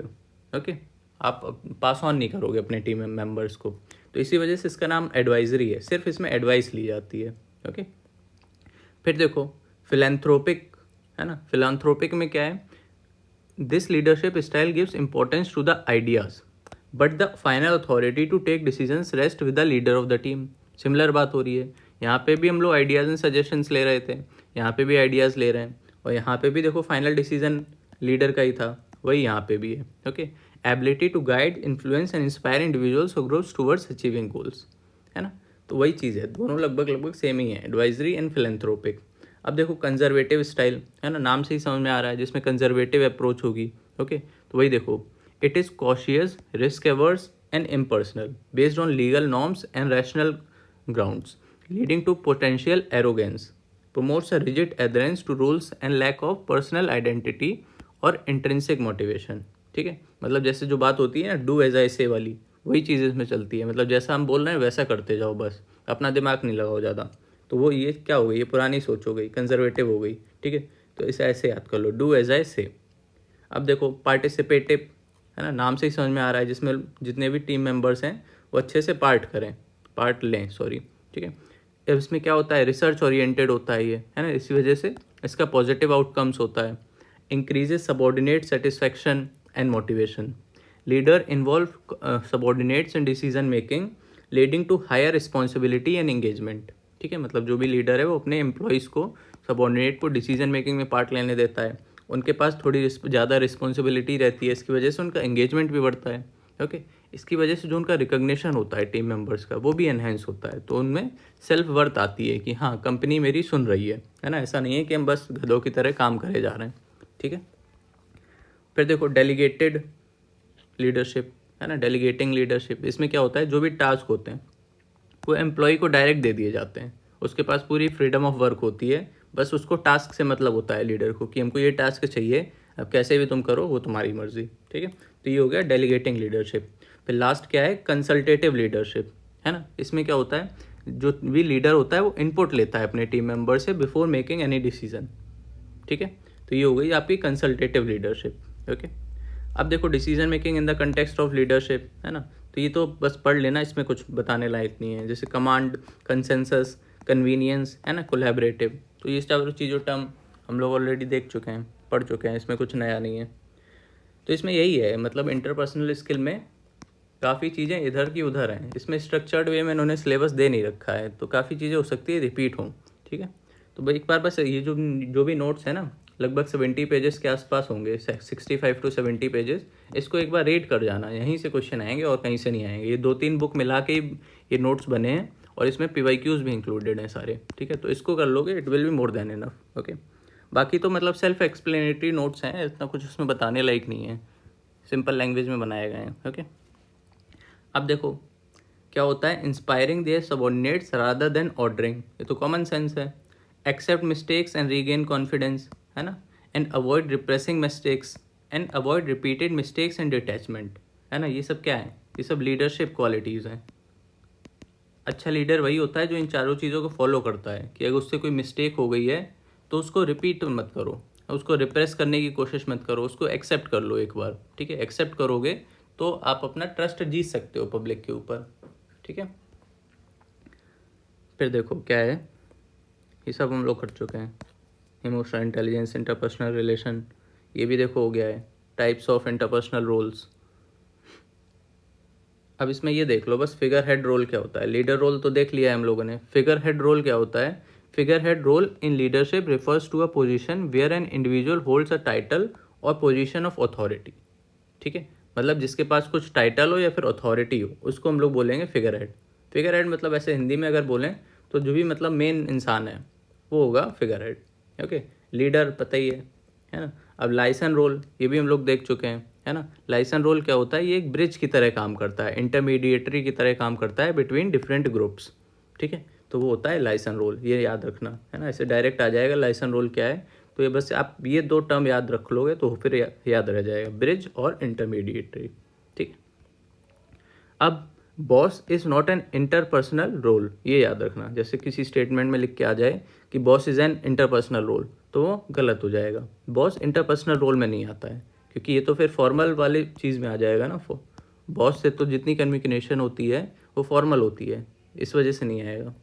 फिर देखो इन्फरिंग, है ना। इन्फरिंग मतलब क्या होता है? जैसे हम लोग उसमें भी करते हैं रीडिंग कॉम्प्रिहेंशन में।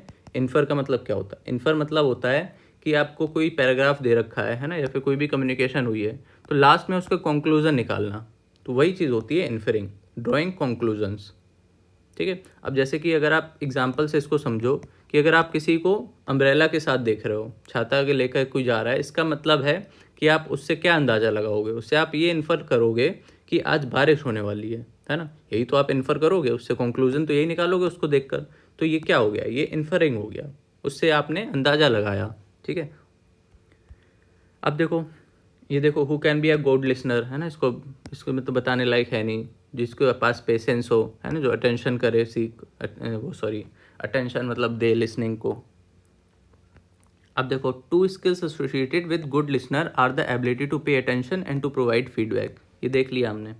कैरेक्टरिस्टिक ऑफ एम्पैथेटिक लिसनिंग, है ना।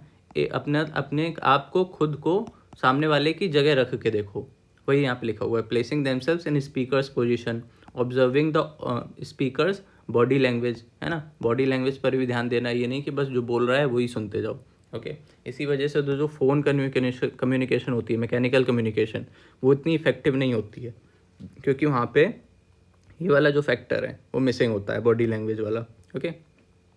अब फोकस ऑन बोथ कंटेंट और फीलिंग, दोनों पर फोकस करना है, ठीक है। तो ये हो गई कुछ एम्पैथेटिक लिसनिंग के कैरेक्टरिस्टिक्स। अब इसमें देखो कुछ बैरियर्स भी होते हैं एक्टिव लिसनिंग में, है ना। जैसे कि प्रेजुड्यूस नहीं करना है हमको, एम्बिगिटी नहीं रखनी है ना, दो तरफ की बातें नहीं करनी है, फीडबैक लेना है, और इन्फॉर्मेशन ओवरलोड नहीं होनी चाहिए, है ना। अगर इन्फॉर्मेशन ओवरलोड हो गई तो फिर वही है कि पीछे की चीज़ें भूलते जाओगे, है ना, कंफ्यूज होते जाओगे, ओके। जो भी की पॉइंट्स हैं वो मिस होते जाएंगे। तो इस वजह से इन्फॉर्मेशन ओवरलोड नहीं होनी चाहिए, जितना भी शॉर्ट एंड क्रिस्प हो उतना बेटर है ना। डिफेंसिवनेस, है ना, नेगेटिव कमेंट्स अगर ये हो गए तो भी फिर विलिंगनेस कम हो जाती है कन्वर्सेशन की। इंटीग्रिटी ऑफ पर्पस होना चाहिए, है ना। और स्माइल एट अप्रोप्रिएट टाइम्स, ये नहीं कि हमेशा टाइम पे स्माइल करते रहो, नहीं तो फिर सामने वाला आपको बेवकूफ़ समझेगा। जब अप्रोप्रिएट टाइम हो, जब ज़रूरत हो सिर्फ, तभी स्माइल करनी चाहिए, है ना। अच्छा, ऐसा भी नहीं है कि बिल्कुल ही स्माइल मत करो, अगर ऐसा करोगे तो फिर एरोगेंट दिखोगे, है ना। तो इस वजह से only smile at appropriate times. Match seriousness to context, है ना। मतलब मान लो बहुत सीरियस बात चल रही है और आप हंसे जा रहे हो, तो कुछ कोई उसका मतलब नहीं है। जो भी कंटेक्स्ट है उसके सीरियसनेस के हिसाब से बात चलनी चाहिए, ओके। लीन फॉरवर्ड, ये हम लोग ने देखा था। लीन फॉरवर्ड का मतलब क्या होता है कि आप अटेंशन पे कर रहे हो, है ना। मतलब आप अटेंटिव हो, सुनने की कोशिश कर रहे हो, इंटरेस्ट ले रहे हो बात को। अगर आप लीन बैकवर्ड कर दोगे मतलब आप बोर हो रहे हो, ठीक है। अवॉइड लीनिंग बैक, वही चीज़ है, बोर हो रहे हो। इंटरपर्सनल कम्युनिकेशन, ये तो नॉर्मल है, कॉमन ही है सभी में, ओके। अब ये देखो, dual perspective is not an obstacle in mindful listening, ये याद रखना, ठीक है। जैसे उसमें आ जाएगा कि इनमें से चार में से कौन सा कैरेक्टरिस्टिक नहीं है ना, कि मतलब एक्टिव लिसनिंग का, तो उसमें डुअल पर्सपेक्टिव भी देगा, है ना। तो इससे नाम में क्या समझ में आ रहा है? डुअल पर्सपेक्टिव, दोगली बातें, है ना। बट यहाँ पे ये दोगली बातें नहीं है, डुअल पर्सपेक्टिव मतलब है कि आप दोनों साइड को एनालाइज कर रहे हो, ठीक है, तो वो चीज़ होती है। तो ये ऑब्स्टिकल नहीं है माइंडफुल लिसनिंग में, ये याद रखना। ओके, अब ये देखो, ये जो रिसीवर्स की वीकनेस होती है prejudice, okay, prejudice is a receiver's weakness type of barrier of communication, ठीक है। फर्स्ट पॉइंट हम लोग ने पढ़ा था ना, प्रेजुडियूस, ये वाले, ये रिसीवर की कमी होती है। ओके, अब एथिक्स है ना, तो एथिक्स में तो लाइक इससे क्वेश्चन आते नहीं है ज़्यादा, एक बार बस रीड कर लेना, इसमें कुछ नहीं आएगा। इससे क्वेश्चन आते हैं, इसको अच्छे से कर लेना, ठीक है। कम्युनिकेशन नेटवर्क क्या होता है, can only talk to neighbouring members, है ना, मतलब जैसे हम लोग उसमें ही पढ़ते हैं ना, फिजिक्स वगैरह में पढ़ते हैं, इलेक्ट्रॉनिक्स में पढ़ते हैं, जैसे नोट्स होते हैं, जैसे जो घर की वायरिंग है, मान लो ये कोई बल्ब है, फिर ये वायर आएगा, सॉरी ये बल्ब है, फिर एक वायर आएगा, फिर एक बल्ब आएगा, फिर एक वायर आएगा, तो ये क्या है, एक तरह से का नेटवर्क ही तो बन गया, इलेक्ट्रिक नेटवर्क। तो वही चीज़ की बात चल रही है कि करंट हमेशा यहाँ से यहीं जाएगा, ऐसा नहीं कि डायरेक्ट यहाँ से उठ के यहाँ चला जाएगा, अपने बगल वाले की तरफ जाएगा। तो वही चीज़ यहाँ पे बात चल रही है कि जो भी कन्वर्सेशन होगी वो अपने नेबरिंग मेंबर के साथ ही होगी। ओके, ऊपर जा सकती है या डाउन आ सकती है ना, मतलब वही है कि अपने बगल वाले के साथ जाएगी, ऐसा नहीं है कि इधर जा जाएगी। मान लो ऐसे कोई नेटवर्क है ना, तो या तो ऊपर जाएगी या तो नीचे आएगी, है ना, ऐसा नहीं है कि इधर आपस में फैल गई, ठीक है। तो अब इसमें क्या क्या होता है, देखो, एक तो होता है स्टार और व्हील नेटवर्क। इसमें क्या है, flow between group members through a leader. Okay, जैसे मान लो यहाँ पे ये कोई लीडर होगा और यहाँ पे बाकी के टीम मेंबर्स होंगे। ओके, इस तरह का सिस्टम होगा। अब ये देखो स्टार की तरह दिख रहा है, ये देखो ऐसे स्टार होता है, तो वही चीज़ हो गई यहाँ पे, बीच में लीडर होगा, बाकी तरफ एम्प्लॉय होंगे। ओके, अब लीडर यहाँ पे फोकल पॉइंट पे होगा। ओके, इसी वजह से इसको स्टार और व्हील नेटवर्क बोलते हैं। अब देखो व्हील में भी तो ऐसे ही होता है ना, ये स्पाइक्स होते हैं पहिए के ऐसे, तो वही चीज़ है यहाँ पे। ऑल वे नेटवर्क, ऑल वे नेटवर्क नाम से ही समझ में आ रहा है, चारों तरफ हो, है ना, तो वही है, सब कोई से बात कर सकता है। इनफॉर्मल कम्युनिकेशन, ये हम लोग ने देखा था, ग्रेप वाइन, है ना, ऑलरेडी कर चुके हैं। फॉर्मल कम्युनिकेशन भी हो चुका है, ग्रेप वाइन कम्युनिकेशन लिखा हुआ है, वही चीज़ दोबारा, ठीक है। तो हम लोग ने कम्युनिकेशन नेटवर्क भी देख लिए। अब टाइप्स ऑफ मीडिया, है ना, टाइप्स ऑफ मीडिया ये तो पता होता है, एक ऑडियो होता है जिसमें क्या आ जाएगा, कॉन्फ्रेंस, इंटरव्यूज़, है ना, जो भी आप सुनते हो चीज़ें वो ऑडियो में आ गई, जो भी देखते हो वो विजुअल में आ गई, है ना, जैसे सर्कुलर हो गए, रिपोर्ट हो गए, पिक्टोरियल फॉर्म्स हो गए, ये सब क्या है, आप देख के बस रीड करते हो, है ना, तो ये विजुअल हो गए। जो सुन के करो वो ऑडियो हो गए। अब कुछ होते हैं, दोनों होते हैं, ऑडियो विजुअल, जैसे टीवी हो गया, साउंड मोशन पिक्चर्स, ये सब ऑडियो विजुअल हो गया, तो ये बताने की ज़रूरत ही नहीं है ना। अब क्विक रिटर्न कम्युनिकेशन में क्या क्या आ जाएगा, leader, note, notices, bulletin, telegrams, ये सब आ जाएंगे। ओके, फिर देखो इंटरप्शंस टू कम्युनिकेशन क्या क्या हो सकता है, can be caused by filtering information, है ना, too much information and defensiveness, ये सब इंटरप्शंस हैं कम्युनिकेशन के। ओके, फिर देखो एक बैरियर टू इफेक्टिव कम्युनिकेशन, है ना, और क्या क्या बैरियर, काफ़ी हम लोग बैरियर ऊपर भी देख चुके हैं, फिर से वही आ गए हैं। जैसे कि साइकोलॉजिकल बैरियर हो सकता है, आप रॉन्ग परसेप्शन बना लो किसी के बारे में, है ना, उसके एटीट्यूड के बारे में, तो ये सब साइकोलॉजिकल बैरियर हो जाएगा। फिर फिजिकल बैरियर भी है ना, डिफेक्टिव प्रोनाउंसिएशन हो मान लो, है ना, फॉल्टी पोजीशन हो, तो ये सब क्या है, ये सब फिजिकल बैरियर है। एक होता है हाइलिक बैरियर, इसको याद रखना, ये क्या है, फॉल्टी प्लेसमेंट, है ना, जैसे कि पुअर सीटिंग अरेंजमेंट हो in a meeting, having seats too far apart from hinder communication, है ना, मान लो कोई मीटिंग चल रही है, राउंड टेबल कॉन्फ्रेंस चल रही है, अब एक बंदा यहाँ पे बैठा है, एक बंदा 10 मीटर इधर बैठा है, तो ये आपस में ठीक से बात कर पाएंगे, नहीं कर पाएंगे, इसको चिल्ला के बात करनी पड़ेगी, तब यहाँ तक आवाज़ जाएगी। तो इस टाइप की जो भी होती है फॉल्टी प्लेसमेंट ही तो हुई यहाँ पे, है ना, पास पास बिठाना चाहिए था, कहाँ तुमने 10 मीटर दूर बैठा दिया, तो ये सब होती है हाइलिक बैरियर। ओके, मिसप्लेस्ड इक्विपमेंट, है ना, जैसे कि यहाँ पे ऐसे जो भी इक्विपमेंट आपने लगाया है वो ऐसी जगह पे लगा दिया है जहाँ पे उसका यूज़ करना ही मुसीबत है, तो ये हो गया मिसप्लेस इक्विपमेंट। इनएडिक्वेट लाइटिंग, है ना, लाइटिंग अच्छी ना हो, डिस्ट्रैक्टिंग बैकग्राउंड हो, है ना, मान लो ट्रैफिक की आवाज़ आ रही हो, ऐसी जगह पे आपने मीटिंग रख दी, तो उसका कोई मतलब नहीं है। तो ये सब बैरियर्स हैं इफेक्टिव कम्युनिकेशन के। फिर देखो ये सब हम लोग कर चुके हैं, एक्टिव लिसनिंग हो गया, इंटरेक्शन कम्युनिकेशन हो गया, एडवर्टाइजिंग, ये पता ही क्या होता है, मार्केटिंग कम्युनिकेशन होती है ये। Advertising is a form of marketing communication, है ना, which induces individuals to endorse an object, political activity और आइडियोलॉजी, है ना। अब देखो डिसीजन मेकिंग में हम लोग आते हैं, है ना, इंटरपर्सनल स्किल से हम लोग डिसीजन मेकिंग में आते हैं। इसमें देखो हर्बर्ट साइमन ये क्या बोलते हैं, एक तो इंटेलिजेंस एक्टिविटी है ये डिसीजन मेकिंग, डिज़ाइन एक्टिविटी है और चॉइस एक्टिविटी है ना। इंटेलिजेंस एक्टिविटी क्या है कि आपको प्रॉब्लम को पहले तो आइडेंटिफाई करना है, जितनी भी उससे रिलेटेड इन्फॉर्मेशन है वो गैदर करनी है ना। फिर उसके हिसाब से आपको डिज़ाइन करना है, डेवलप करना है सॉल्यूशन को।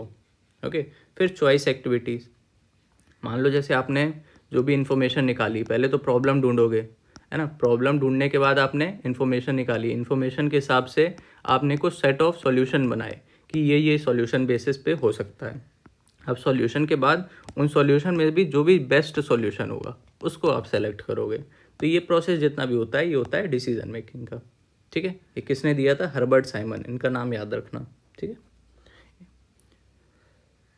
तो इन्होंने वही चीज़ देखो बता रखी है दोबारा, एक तो डिफाइन करो पहले प्रॉब्लम है ना, फिर identification of decision making, weighing methods in a sequence, फिर डेवलप ऑप्शंस और इवेल्युएट ऑप्शंस, और फिर लास्ट में होगा बेस्ट ऑप्शन को चूज़ करना।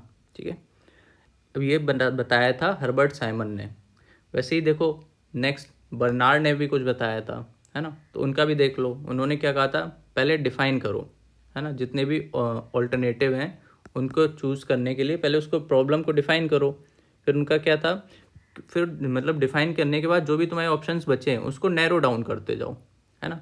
फिर education, determining the course of action, कैसे आप फॉलो करोगे पाथ को है ना, कैसे कैसे उसको नैरो डाउन करके किस किस स्टेप में आप जाओगे। फिर nature, selection of the best option from several, है ना, वही चीज़ तो दोनों का सेम ही है ना। तो ये इन दोनों का ना बस नाम याद रखना और किसने क्या कहा था डिसीजन मेकिंग से रिलेटेड वो याद रख लेना, बाकी इसमें ऐसा कुछ नहीं है।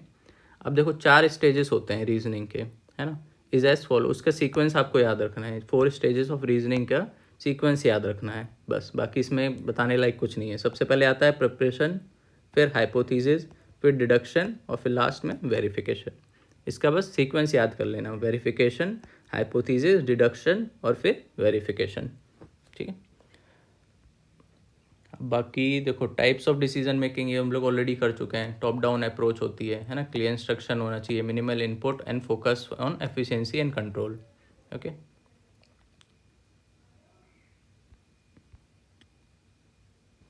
ये इसको एक बार रीड कर लेना, इसमें कुछ बताने लायक नहीं है, ऐसा कुछ क्वेश्चन भी नहीं आएगा वहाँ से। ओके, अब देखो रैशनल डिसीजन मेकिंग, ये भी वही चीज़ बार बार बोल रहे हैं है ना, अलग अलग तरीके से वही चीज़ बोल रहे हैं। सबसे पहले प्रॉब्लम को आइडेंटिफाई करो, गैदर इन्फॉर्मेशन करो, ऑल्टरनेटिव जनरेट करो है ना, ऑल्टरनेटिव जनरेट करने के बाद उसको इवेल्युएट करो, फिर उसमें जो भी बेस्ट ऑप्शन हो उसको चूज़ करो है ना। बेस्ट ऑप्शन चूज़ करने के बाद भी जो भी डिसीजन आपने लिया है उसको इम्प्लीमेंट भी तो करना पड़ेगा, और फिर जो डिसीजन लिया है इम्प्लीमेंट करने के बाद उसको रिव्यू भी करना पड़ेगा कि कैसे आउटकम आए हैं उसके। ठीक है, तो ये पूरा डिसीजन मेकिंग मॉडल है, यहीं से क्वेश्चन आते हैं।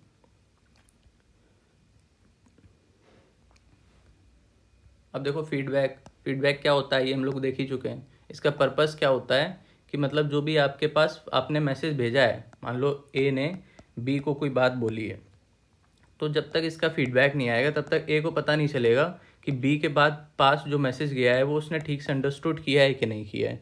ठीक है, तो यही मतलब ही यही पर्पस होता है फीडबैक का। ओके, अब ये दोनों तरह से हो सकता है, एक तो वर्बल भी हो सकता है, बोल के या लिख के भी हो सकता है, या तो नॉन वर्बल भी हो सकता है, बॉडी लैंग्वेज के थ्रू, फेशियल एक्सप्रेशन के थ्रू, है ना। तो ये हो गई फीडबैक। अब देखो इक्विलिब्रियम एट वर्क प्लेस है ना, वर्क प्लेस रोल्स, इसमें क्या है, एक तो होगा रिसोर्स एलोकेटर है ना, जो भी मतलब अपने अलग अलग एम्प्लॉय में जो भी टास्क बांटता है उसको हम लोग बोलते हैं रिसोर्स एलोकेटर है ना। जैसे कि इस काम किसका होता है, या तो टीम लीडर करेगा या तो फिर मैनेजर करेगा। ओके, फिर डिसेमिनेटर है ना, जो इन्फॉर्मेशन को फैलाएगा उसको बोलेंगे डिसेमिनेटर। फिर डिस्टर्बेंस हैंडलर है ना, मान लो कोई लड़ाई हो जाए बीच के एम्प्लॉय के बीच में है ना, तो उसको कौन सॉल्व करेगा, उसको सॉल्व करेगा डिस्टर्बेंस हैंडलर है ना। तो ये सब काम किसके होते हैं, ये सब मैनेजर के काम होते हैं। यहाँ भी देखो ये मैनेजर है, मैनेजर मैनेजर मैनेजर है ना, ये तो सारी चीज़ों की रिस्पॉन्सिबिलिटी किसकी रहती है, मैनेजर की रहती है। नेगोशिएट भी वही करता है। ओके, अब देखो not all that glitter is gold है ना, पीपल शुड नॉट बी जज सोलिली ऑन अपीयरेंस है ना, दिखावे के बेसिस पे उनको नहीं करना चाहिए। प्रमोटिंग फॉरेन लैंग्वेजेस है ना, दोनों ही लैंग्वेज को प्रमोट करना चाहिए, ऐसा नहीं कि बस आप इंग्लिश को ही प्रमोट करते जा रहे हो, इंडियन लैंग्वेज को भी इम्पोर्टेंस देनी चाहिए। ओके, अब देखो फैटलिस्ट, इसमें बस आपको ये याद रखना है फैटलिस्ट क्या होता है। फैटलिस्ट वो होता है जो अपनी किस्मत पर भरोसा रखे, जो लोग बोलते हैं ना कि जो किस्मत में होगा वही होगा, है ना, तो ये होते हैं फैटलिस्ट। ओके, ये बोलते हैं कि जो भी इवेंट्स ऑफ लाइफ हैं, है ना, मतलब जो भी हमारी ज़िंदगी में होने वाला है वो सब प्री डिटरमाइंड है, पहले से ही लिखा हुआ है, किस्मत में ही है, तो उसको बोलते हैं हम लोग फैटलिस्ट। बाकी इसमें कुछ ऐसा मत याद रखो। अब देखो कॉन्फ्लिक्ट रेजोल्यूशन की अगर हम बात करें प्रॉब्लम सॉल्विंग में, तो एक तो क्लैरिफिकेशन एंड एक्सप्लेनेशन क्लियर होना चाहिए, है ना। अब ये कैसे होगा, जो भी क्लैरिफाइंग क्वेश्चन है वो पूछो, है ना, समराइज करो जो भी बात हुई है ना, और विजुअल एड्स का यूज़ करो, है ना। जैसे कि क्या होता है, कोई भी चीज़ हम लोग देख लेते हैं तो वो ज़्यादा याद रहती है इंस्टेड ऑफ लिखने, सुनने या पढ़ने के अलावा, है ना। तो जितना हो सके उतना विजुअल एड्स को यूज़ किया जाए, है ना, डायग्राम्स को यूज़ करो, चार्ट्स को यूज़ करो। यही टेक्निक्स हम लोग अपने नोट्स में भी यूज़ करते हैं ताकि नोट्स लॉन्ग टर्म तक याद रहें, है ना। जितनी भी चीज़ें होती हैं वो डायग्राम के फॉर्म में बना लो, ओके, तो उससे याद रहती हैं। इम्प्रूविंग कम्युनिकेशन चैनल्स, जितने भी चैनल्स हैं उसको इम्प्रूव करो, तभी तो अच्छी डिसीजन मेकिंग हो पाएगी, है ना। फिर देखो फीडबैक एंड एडजस्टमेंट सिस्टम होना चाहिए, ये तो हम लोग देख चुके हैं। कल्चरल सेंसिटिविटी एंड एडेप्टेशन होना चाहिए, है ना। मतलब ऐसा ना हो कि ऐसा बंदा बैठा हुआ है ऊपर कि जिसको सिर्फ अपने कल्चर से मतलब है, तो वो क्या होगा, मान लो जैसे ही कोई साउथ इंडियन होगा, है ना, तो वो जितने भी नॉर्थ इंडियन वाले फेस्टिवल्स हैं उसमें कोई छुट्टी ही नहीं देगा, है ना। तो इस वजह से कल्चरल सेंसिटिव होना चाहिए। फिर इमोशन मैनेजमेंट भी आना चाहिए, इमोशनल इंटेलिजेंस वाली जो हम लोग ने बात करी थी, है ना, उसको अपना कंपोजर मेंटेन करना चाहिए, एम्पैथी एंड सिंपैथी शो करनी चाहिए, इसे इमोशनल मैनेजमेंट में आ जाएगा, ठीक है। कम्युनिकेशन प्लानिंग एंड स्ट्रेटजी होनी चाहिए, क्राइसिस कम्युनिकेशन के लिए अच्छे से रोल डिफाइन होने चाहिए, है ना, अच्छे से प्रोटोकॉल होने चाहिए कि अगर कुछ क्राइसिस हो गई तब हम लोग क्या फॉलो करेंगे, है ना, और टाइमली अपडेट्स भी मिलते रहने चाहिए ताकि जो क्राइसिस है वो प्रिवेंट हो सके, आ ही ना पाए क्राइसिस, है ना। और फिर देखो रिड्यूसिंग मिसअंडरस्टैंडिंग, जितनी मिसअंडरस्टैंडिंग होगी उतनी ज़्यादा फिर क्राइसिस आएगी, उसकी वजह से क्या तो इसको करने के लिए क्या कर सकते हैं, फीडबैक सिस्टम, है ना, जो भी लैंग्वेज आप यूज़ कर रहे हो उसको सिंप्लीफाई रखो, अंडरस्टैंडिंग को डेवलप करो और इनकरेज क्वेश्चंस, है ना, जितने हो सके क्वेश्चंस पूछो, उससे मिसअंडरस्टैंडिंग क्लियर रहेगी। मान लो आपको कोई मिसअंडरस्टैंडिंग हुई है, आपने कोई क्वेश्चन ही नहीं पूछा, बस आप उसको सोचते जा रहे हो कि मिसअंडरस्टैंडिंग हो गई है, तो उससे कुछ होगा नहीं। जितनी जल्दी हो सके इनकरेज करो क्वेश्चन पूछने के लिए, क्वेश्चन पूछोगे तो उसका आंसर मिलेगा तो क्लैरिफिकेशन मिलेगा, हो सकता है मिसअंडरस्टैंडिंग सही हो जाए, ठीक है। फिर देखो फिर क्या है, रिस्पॉन्स सेट, ये देख लेते हैं, ये क्या है, a tendency to answer questions in a way that makes one self look better rather than being completely truthful, तो वो होता है रिस्पॉन्स सेट, है ना। मान लो for example a survey respondent consistently rates their own work as excellent rather than providing honest feedback, है ना। मान लो जैसे कि हम बोलें कि हमारा चैनल बहुत अच्छा है, यूट्यूब पर हमारे चैनल सबसे अच्छा है, हम बहुत अच्छा क्वालिटी प्रोवाइड करते हैं, तो ये हम अपनी बड़बोली बातें कर रहे हैं जिससे हम लोग अच्छा दिखें, है ना, तो ये हमारा रिस्पॉन्स सेट हो गया। बट इंस्टेड ऑफ दिस अगर हम जो हमारी कमियां हैं उसको अगर हम लोग रेक्टिफाई करें, अपनी मिस्टेक्स को एक्सेप्ट करें, तो ये सब क्या हो जाएगा, ये बेटर मतलब वो हो जाएगा, जो भी हमारा ऑर्गेनाइजेशन है उसके लिए ज़्यादा अच्छा होगा, क्योंकि इससे क्या होगा, फिर एरोगेंस आ जाएगा। अगर हम लोग ट्रुथफुल नहीं रहेंगे तो उससे एरोगेंस आ जाएगा, ओके, तो फिर हम लोग मतलब फिर वो ठीक नहीं रहेगा। तो ये होता है रिस्पॉन्स सेट। रिस्पॉन्स सेट मतलब यही समझ लो, नाम से ही समझ में आ रहा है, रिस्पॉन्स सेट एक पर्टिकुलर सेट ऑफ रिस्पॉन्स है, आप बस उसी को ही फॉलो करते जा रहे हो बार बार, तो इसको रिस्पॉन्स सेट बोलेंगे। इंस्टेड ऑफ फीडबैक लो, उसको रेक्टिफाई करो, ये सब उसमें मिसिंग होता है, okay. Hence, it becomes clear that means and analysis is an effective problem solving strategy, है ना।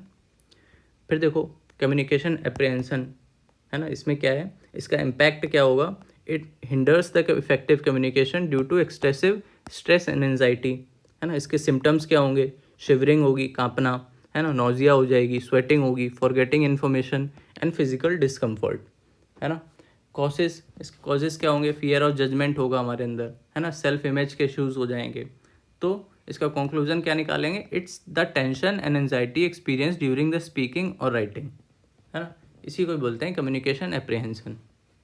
फिर देखो इंसाइट, है ना, नाम से ही समझ में आ रहा है, डीप अंडरस्टैंडिंग होना किसी चीज़ की, उसी को बोलते हैं इंसाइट, है ना। Insight does not deter problem solving, ये याद रखना। अगर किसी चीज़ के बारे में हमें डीप नॉलेज है, डीप अंडरस्टैंडिंग है, तो वो प्रॉब्लम सॉल्विंग में प्रॉब्लम नहीं बनेगी, है ना, डिटर नहीं करेगा। अब जैसे ये तो नहीं होगा, इंसाइट तो नहीं करेगा डिटर प्रॉब्लम सॉल्विंग, तो फिर और क्या क्या प्रॉब्लम हो सकती हैं प्रॉब्लम सॉल्विंग में, क्या हिंड्रेंसेस आ सकते हैं।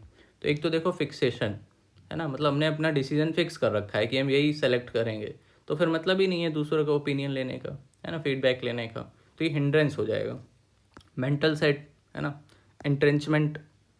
इंट्रेंचमेंट क्या होगा कि अपने पास्ट के हिसाब से आप सारे डिसीजन ले रहे हो, है ना। Tendency to rely on the past experience completely and methods for problem solving preventing adaptation to new approaches, मतलब वही है जो हम लोग ने ऊपर पढ़ा था ना, कंजर्वेटिव अप्रोच, वही है यहाँ पे इंट्रेंचमेंट। अब देखो ये हम लोग ऑलरेडी कर चुके हैं, कॉग्निशन, है ना। पेडागोजी क्या होता है, it is the method and practices used in teaching childrens, इसको हम लोग बोलते हैं पेडागोजी। वही इसी का एक और होता है एंड्रागोजी, ये क्या होता है, ये चिल्ड्रन के लिए होता है पेडागोजी। एडागोजी क्या होता है, एडल्ट्स के लिए, है ना, एडल्ट्स को एजुकेशन देने के लिए, उनको कोई चीज़ समझाने के लिए, उस टेक्निक को बोलते हैं एंड्रागोजी। ठीक है, तो ये दो टर्म याद रखना, पेडागोजी एंड एंड्रागोजी। साइकोलॉजी तो पता ही है, ओके। फिर देखो और क्या इंपॉर्टेंट है, ये हम लोग ऑलरेडी कवर कर चुके हैं, जो भी हम लोग लीव कर रहे हैं ना, ये सब ऑलरेडी कवर कर चुके हैं, इस वजह से लीव कर रहे हैं। जैसे पैरा लैंग्वेज कर चुके हैं, प्रॉक्सिमिक्स कर चुके हैं, है ना, कलर, कम्युनिकेशन आर्टिफैक्ट्स, ये सब हो चुका है। अब देखो कॉरपोरेट पॉलिसी स्टेटमेंट, ये क्या होता है, कॉरपोरेट पॉलिसी स्टेटमेंट ये एक रिटन डिक्लेरेशन होता है outlining an organisations goal and objectives, है ना। जैसे कोई भी कंपनी होता है अपना विज़न निकालता है, हर साल अपना विज़न अपडेट करता है ना, तो वही होता है, ये रिटन डिक्लेरेशन होता है outlining organisations goals and objectives. It represents downward communication flowing from top management to lower levels and follows a top down approach. ये याद रखना, ये जो कॉरपोरेट पॉलिसी मैनेजमेंट होता है ये टॉप डाउन अप्रोच के अंडर आता है, ठीक है। क्योंकि जितने भी विज़न वगैरह होंगे, गोल्स होंगे, ऑब्जेक्टिव्स होंगे, कौन डिसाइड करेगा, जो भी हायर पोजीशन पर होगा, है ना, और ये लिख कर फिर नीचे वालों को डिसेमिनेट हो जाएगा। तो ये टॉप डाउन अप्रोच होता है, ओके। अब कुछ डिसिप्लिन आ जाते हैं, जैसे कि एंथ्रोपोलॉजी है, इसमें हम लोग क्या देखते हैं, इसमें हम लोग ह्यूमंस के बारे में पूरा स्टडी करते हैं, उनका बिहेवियर कैसा है, कल्चर कैसा है, कैसे इवॉल्व हुए हैं, सोसाइटीज़ कैसी हैं, है ना, और सोसाइटी कैसे डेवलप हुई है उनके थ्रू, इवैल्यूएशन उनका कैसा हुआ है, आपस में इंटरकनेक्टेड कैसे है, बिहेवियर का कल्चर पे क्या इन्फ्लुएंस है, कल्चर का सोसाइटी पे क्या है, सोसाइटी की वजह से मतलब जो भी हमारा इवैल्यूएशन हुआ है उसके हिसाब से सोसाइटी कैसे इवॉल्व हुई है ना। तो जितने भी ये स्टडी ऑफ ह्यूमन से रिलेटेड है, ह्यूमन से रिलेटेड जितनी भी चीज़ें हैं, उनका बिहेवियर, कल्चर, रहन सहन, है ना, खाना पीना, बॉडी, बायोलॉजी, हाथ पैर, स्कल, जैसे पहले टेल होती थी वो कहाँ चली गई, पहले हम लोग 4 पैर पे चलते थे, है ना, अब 2 पे क्यों चलने लगे, तो इन सब चीज़ों के बारे में हम लोग एंथ्रोपोलॉजी में पढ़ाई करते हैं, ओके। वही ह्यूमन सोसाइटी के बारे में हम लोग किस में बात करते हैं, सोशोलॉजी में, ठीक है। साइकोलॉजी में हम लोग ह्यूमन माइंड के बारे में बात करते हैं, माइंड एंड बिहेवियर के बारे में, है ना। मैनेजमेंट में हम लोग प्लानिंग एंड ऑर्गेनाइजेशन पर ध्यान देते हैं, ठीक है। तो ये कुछ डिसिप्लिन्स थे। अब इंटरनेट बेस्ड कम्युनिकेशन, है ना, इसमें भी देखो, ये तो एक बार पढ़ लेना, इसमें कुछ बताने लायक नहीं है, सभी आजकल यूज़ कर रहे हैं तो सबको पता होता है ना। इन्फोटेनमेंट, इन्फोटेनमेंट क्या होता है, इन्फोटेनमेंट 2 वर्ड से बना है, इन्फो और टेनमेंट। इन्फो क्या है, इन्फॉर्मेशन, और टेनमेंट क्या है, एंटरटेनमेंट। तो इसी नाम से ही समझ में आ गया, जिसमें इन्फॉर्मेशन भी मिले और एंटरटेनमेंट भी हो, है ना, तो ऐसी चीज़ें हो जाएंगी इन्फोटेनमेंट। अब देखो वोकेबलरी क्रूशियल है कम्युनिकेशन के लिए, है ना। अच्छे से वोकेबलरी अगर हमको नहीं आती है तो सामने वाले क्या बोलना चाह रहा है, वो ऐसे ऐसे वर्ड्स यूज़ कर लेगा कि हमको समझ ही में नहीं आएगा, है ना। तो इस वजह से वोकेबलरी होना ज़रूरी है। ये सब नहीं है इम्पोर्टेंट, ये सब नहीं आएगा, इसको छोड़ दो। जानना है तो बस ये देख लो MIS क्या होता है ना। MIS होता है मैनेजमेंट इन्फॉर्मेशन सिस्टम, है ना। ये इसमें क्या आता है, जो भी इंटरेक्शन होगा इंडिविजुअल्स के बीच में, ऑर्गेनाइजेशंस के बीच में, है ना, या तो फिर उनका टेक्नोलॉजी पे कैसे यूज़ हो रहा है, क्या हो रहा है, ये सब मैनेजमेंट इन्फॉर्मेशन सिस्टम के अंदर आएगा, है ना। तो इसका जो भी स्पेशलिस्ट होगा, MIS specialist helps in business optimise returns on investment in people, equipment and operations, ठीक है। मतलब कैसे हम लोग बेस्ट अपने रिसोर्सेज को यूज़ कर सकते हैं, है ना, मैनेज कर सकते हैं, उसी को ही स्टडी करता है और उस पर अपनी राय देता है ये मैनेजमेंट इन्फॉर्मेशन सिस्टम स्पेशलिस्ट, ठीक है। पॉलिसी क्या होता है? पॉलिसी ये एक सेट ऑफ प्रिंसिपल्स होते हैं गाइडिंग डिसीजंस के लिए फॉर रेशनल आउटकम्स। ओके, तो इस तो पता ही होता है, इसमें कुछ बताने लायक नहीं है। रेशनल क्या हो, राशनल क्या होता है ना? रेशनल होता है explains the reason behind actions, है ना? आपने ये काम किया तो आपने ये क्यों काम किया, इसके पीछे का हमको रीज़न बताइए, इसके पीछे आपका रैशनल क्या था, ठीक है? तो वही सब है यहाँ पे, उसी के ही वो लिखे हुए हैं कैरेक्टरिस्टिक्स। देख तो एक तो स्टेजेस इन पॉलिसी डेवलपमेंट में ही आता है रैशनल। आइडेंटिफाई नीड करो पहले, तभी तो रैशनल बता पाओगे, है ना? क्या आपको ज़रूरत थी वो एक्शन लेने की, है ना? Who will take the responsibility. Information gathering करो, कंसल्ट करो स्टेक होल्डर्स को, फाइनलाइज करो पॉलिसी को, है ना? तो ये सब रेशनल में ही आ जाएगा।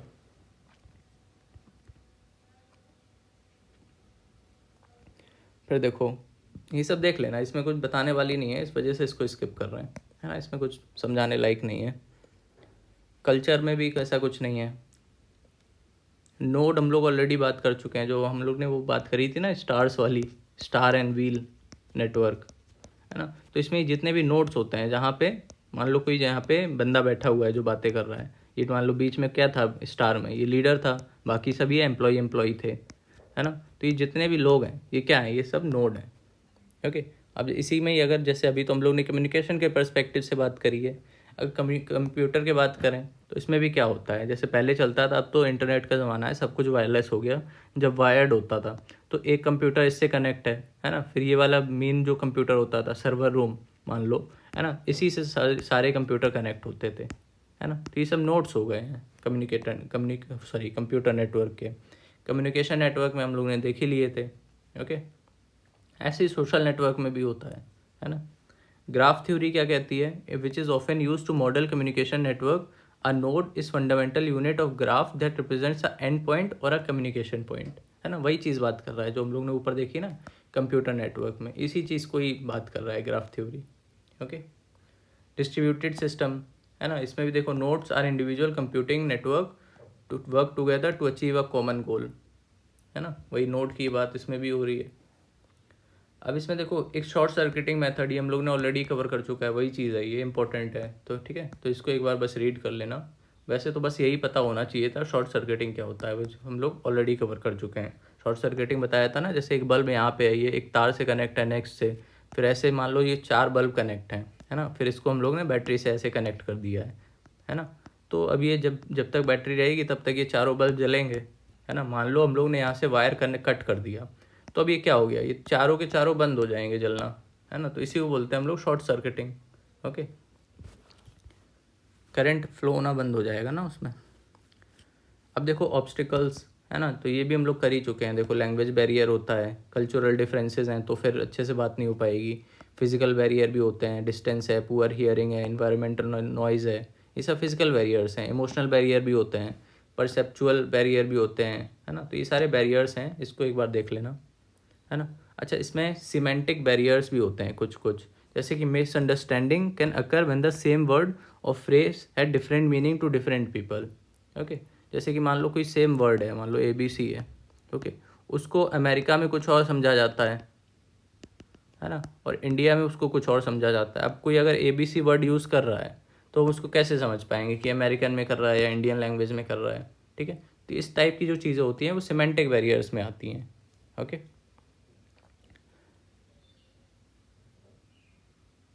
इसमें एरिस्टोटल का मॉडल भी देख लो। एरिस्टोटल के मॉडल में भी इसमें भी वही याद रखना है, एक सीक्वेंस याद रखना है बस। सबसे पहले इसमें स्पीकर आएगा, स्पीच आएगी, फिर ऑडियंस आएगा, है ना? यही कंपोनेंट हैं एरिस्टोटल मॉडल के, बस यही याद रख लो। ये 3 किसके कंपोनेंट हैं? एरिस्टोटल मॉडल के, बाकी इसमें कुछ ऐसा याद रखने वाला नहीं है। मर्फी मॉडल ऑफ कम्युनिकेशन, है ना? ये इंपॉर्टेंट है ना? मर्फीज़ लॉ पढ़ा होगा, है ना? उसमें भी देखा होगा, किसमें एस्पिरेंट्स सीरीज़ में था शायद मर्फीज़ लॉ, है ना? तो इसमें ये मर्फीज़ लॉ क्या बोलता है कि anything that can go wrong will go wrong, है ना? मतलब आपके साथ जितना गलत हो सकता था उतना गलत होगा, जो भी गलत हो सकता था सब कुछ गलत होगा, यही है Murphy's law. Anything that can go wrong will go wrong, जो गलत हो सकता था वो गलत हो रहा है। ओके, यही है मर्फी लॉ, इसको पूछा जा चुका है PYQ में, ये याद रखना।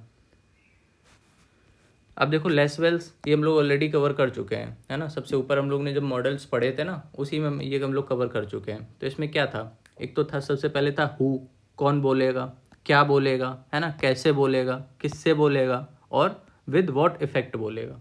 ठीक है, तो वही चीज़ है यहाँ पे एग्जाम्पल के थ्रू बताया गया है, चीज़ वही है। एक बार आपको समझ में आ गया तो फिर बार बार पढ़ने की उसको ज़रूरत है नहीं, है ना। सिग्निफिकेंस, क्रिटिसिज्म ये सब नहीं पूछेगा, है ना, इसको आप लीव कर सकते हो, क्योंकि प्रीलिम्स है ना, मेंस होता तो अलग बात होती, प्रीलिम्स में ये सब नहीं पूछता है। ओके, अब देखो प्रोसेस फ्लो, है ना, प्रोसेस फ्लो में वही होता है, सीक्वेंस ही है, बाकी तो जो आप बार बार पढ़ चुके हो वही है। पहले मैसेज क्रिएट होगा, फिर इनकोड होगा, ट्रांसमिट होगा, डिकोड होगा, फिर रिसेप्शन, है ना, मतलब अपने जो भी डेस्टिनेशन है वहाँ तक पहुँचेगा और फिर उसको इंटरप्रेट किया जाएगा। ओके, अब बाद में नॉइज़ का भी इम्पैक्ट होता है बीच में, अगर मीडियम में कुछ नॉइज़ है तो। ओके, स्क्रैम्स मॉडल, है ना, स्क्रैम्स मॉडल में क्या क्या आ जाएगा, इसमें बस यही याद रखना है, बाकी कुछ याद नहीं करना है, बस इनका नाम याद रखना और इनका सीक्वेंस क्या है, बस और कुछ नहीं। इसको चाहो तो एक पेज पे सबका एक साथ लिख लेना, है ना। जैसे इसमें सबसे पहले आएगा इनकोडर, फिर आएगा मैसेज। अच्छा, इन सब का मतलब तो अभी तक समझ हो ही चुका होगा, क्योंकि काफ़ी बार हम लोग ये चीज़ें कवर कर चुके हैं, है ना। इनकोडिंग मतलब क्या होता है, डिकोडिंग क्या होता है, मीडियम क्या होता है ना, तो ये सब क्लियर होगा। तो सबसे पहले इनकोडिंग, मैसेज, फिर डिकोडिंग, फिर इंटरप्रेटर, फिर फील्ड ऑफ एक्सपीरियंस और फिर लास्ट में फीडबैक, है ना। फीडबैक तो लगभग सभी में कॉमन ही रहता है। ओके, इसके भी देखो अगेन फीचर्स याद करने की ज़रूरत नहीं है ना, ये हम लोग ने देख ही लिया, प्रोसेस फ्लो। अब देखो बर्लोज मॉडल आ गया है, इसमें भी यही बस याद रखो, सबसे पहले आएगा सोर्स, मैसेज, चैनल और रिसीवर।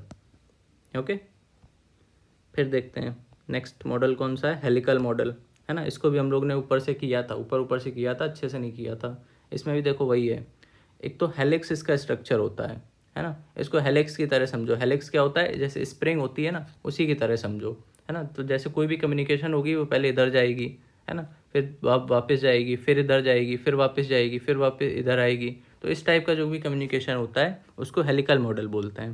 ओके, ये नॉन लीनियर होता है ना, नॉन लीनियर ही तो है, ये लीनियर तो है नहीं। लीनियर तो ये होगा एक लाइन में जो चलता जाए, इसके पास ये गई, इसने फिर इसको बताया, फिर इसने इसको बताया, ऐसे, है ना। तो ऐसे तो हो नहीं रही है, बार बार ये वहीं पे घूम रही है इन्फॉर्मेशन। ठीक है, तो इसी वजह से इसको हेलिक्स स्ट्रक्चर बोलते हैं। वैसे देखो थिल एंड बोवीज मॉडल, है ना, इन्होंने क्या कहा था, इनके भी में वही है, सेम ही चीज़ें हैं लगभग दोनों सबकी। तो बस एक बार एक पेज पे इन सबको लिख लेना ताकि कन्फ्यूज़न ना हो, है ना, उसको रट्टा मार लेना। फिर इसमें देखो sender, messenger, encoder, channel, receiver, decoding, feedback, noise, context, यही सब आएगा बोवीज मॉडल में। ओके, ये सब मत पढ़ना, फीचर्स हो गए, एप्लीकेशन हो गए, लिमिटेशन हो गई, ये सब आप स्किप कर सकते हो। ये सब मेन सेंस में आता है, एथिक्स वाले पोर्शन में आ सकता है, बट सीसैट में नहीं आएगा। ओके, अब देखो लेसिगर, पेटिट एंड फ्लैटली मॉडल, है ना, इन्होंने क्या कहा था, इट पहले तो ये देखो, it is discussed in the context of business and professional communication, provides a structural feedback to understand the process of communication within organisation, है ना। ऑर्गेनाइजेशन के अंदर की जितनी भी कम्युनिकेशन है उसके बारे में ये लोग बात कर रहे थे, बिजनेस और प्रोफेशनल कम्युनिकेशन के बारे में। Lesikar, Pettit, Flatley model of communication. Okay, इसके क्या क्या कंपोनेंट हैं, sender, message, encoder, channel, receiver, decoding, feedback, noise और कंटेक्स्ट, है ना। तो लगभग देखो सेम ही है, यहाँ तक तो सेम ही है, बस ये दो ऐड हो गए हैं, नॉइज और कंटेक्स्ट। ओके, उसके बाद इसके भी देखो फीचर्स दे रखे हैं ना, ये सब पढ़ने की ज़रूरत नहीं है, एप्लीकेशन भी पढ़ने की ज़रूरत नहीं है। लिमिटेशन एक चाहो तो एक बार देख लेना, है ना, वैसे तो आएगा नहीं, बस अंडरस्टैंडिंग के लिए है। ठीक है, तो इसी के साथ interpersonal skill plus decision making, ये दोनों चीज़ें हम लोग की कंप्लीट हो जाएंगी। इसी को जो भी PDF है, 60 पेजेस की PDF है, इसी को 2-3 बार पढ़ लेना, याद हो जाएगा। 60 पेजेस में मान लो 25 पेजेस तो बार बार रिपीट हो रही हैं चीज़ें, है ना, तो उसको एक बार देख लेना अच्छे से, इसको पढ़ लेना, इसी से ही आएंगे क्वेश्चंस। इसमें PYQs भी इंक्लूडेड हैं और मेजर जितनी भी बुक्स आती हैं वो सब भी इंक्लूडेड हैं, है ना। अच्छा, PYQs में कुछ पॉइंट्स हैं जो बार बार मतलब रिपीट होते हैं, है ना, जैसे कि किस कम्युनिकेशन बार बार रिपीट होता है, एनवाइंस, है ना, एम्पैथेटिक लिसनिंग हो गया, ट्रांजैक्शन मॉडल, ये सब कुछ हम लोग पढ़ चुके हैं ऑलरेडी, है ना, बट ये PYQ में बार बार रिपीट हुए हैं, इसलिए मोस्ट इंपॉर्टेंट है, इनको अच्छे से कर लेना। तो इन सबको एक जगह लिख दिया है, ओके, ताकि पढ़ने में आसानी रहे, बार बार ढूंढना नहीं पड़े। तो इसको आप बस एक बार रीड कर लेना। अब चलो नेक्स्ट हम लोग जो 2024 में जितने भी क्वेश्चंस आए थे इंटरपर्सनल स्किल से, उनके हम लोग क्वेश्चंस को एक बार देखते हैं, है ना। क्वेश्चंस को इन द फॉर्म ऑफ हम लोग स्टेटमेंट ही देखेंगे, वन लाइनर फॉर्म में देखेंगे ताकि ईजिली हमको लर्न हो सकें।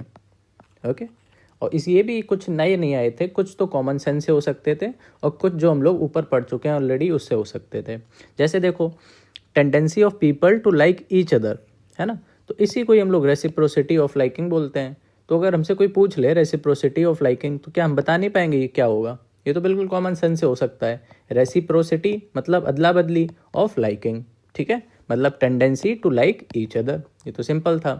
फिर एक आया एंकरिंग बायस, है ना, जैसे ये भी नाम से ही वैसे तो समझ में आ रहा है, जैसे हम लोग ऐसे लिखते हैं, है ना, अपने यूपीएससी में, यूपीपीसीएस में ऐसे लिखते हैं, तो उसमें हम लोग बोलते हैं कि स्टार्टिंग वाला जो पैराग्राफ है, मतलब जो इंट्रो पैराग्राफ है, उसमें कुछ ना कुछ एंकर डालो, है ना। एंकर डालने का मतलब क्या है, कुछ ना कुछ ऐसी चीज़ डाल दो जिससे एग्जामिनर वहीं पढ़ के खुश हो जाए और आगे के नंबर आपके इंक्रीज हो जाए, है ना। जैसे हम लोग एनेक्डोट डाल देते हैं, कोई स्टोरी डाल देते हैं, कोई कोट डाल देते हैं, तो ये सब क्या है, ये सब एंकर ही तो है।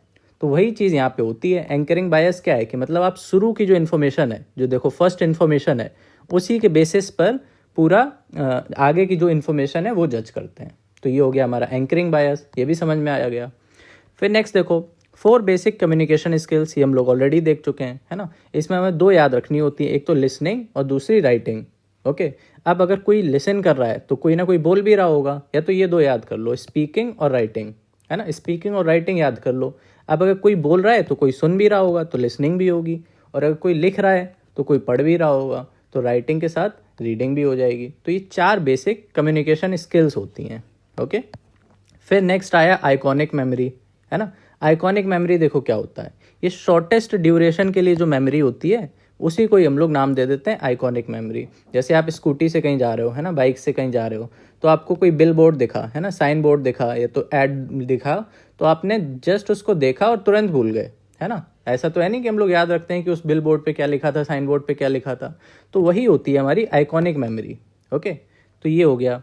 फिर नेक्स्ट है फंक्शनल फिक्स्डनेस। अब ये क्या चीज़ है, ये भी देखो नाम से कुछ गेस कर सकते हैं हम लोग।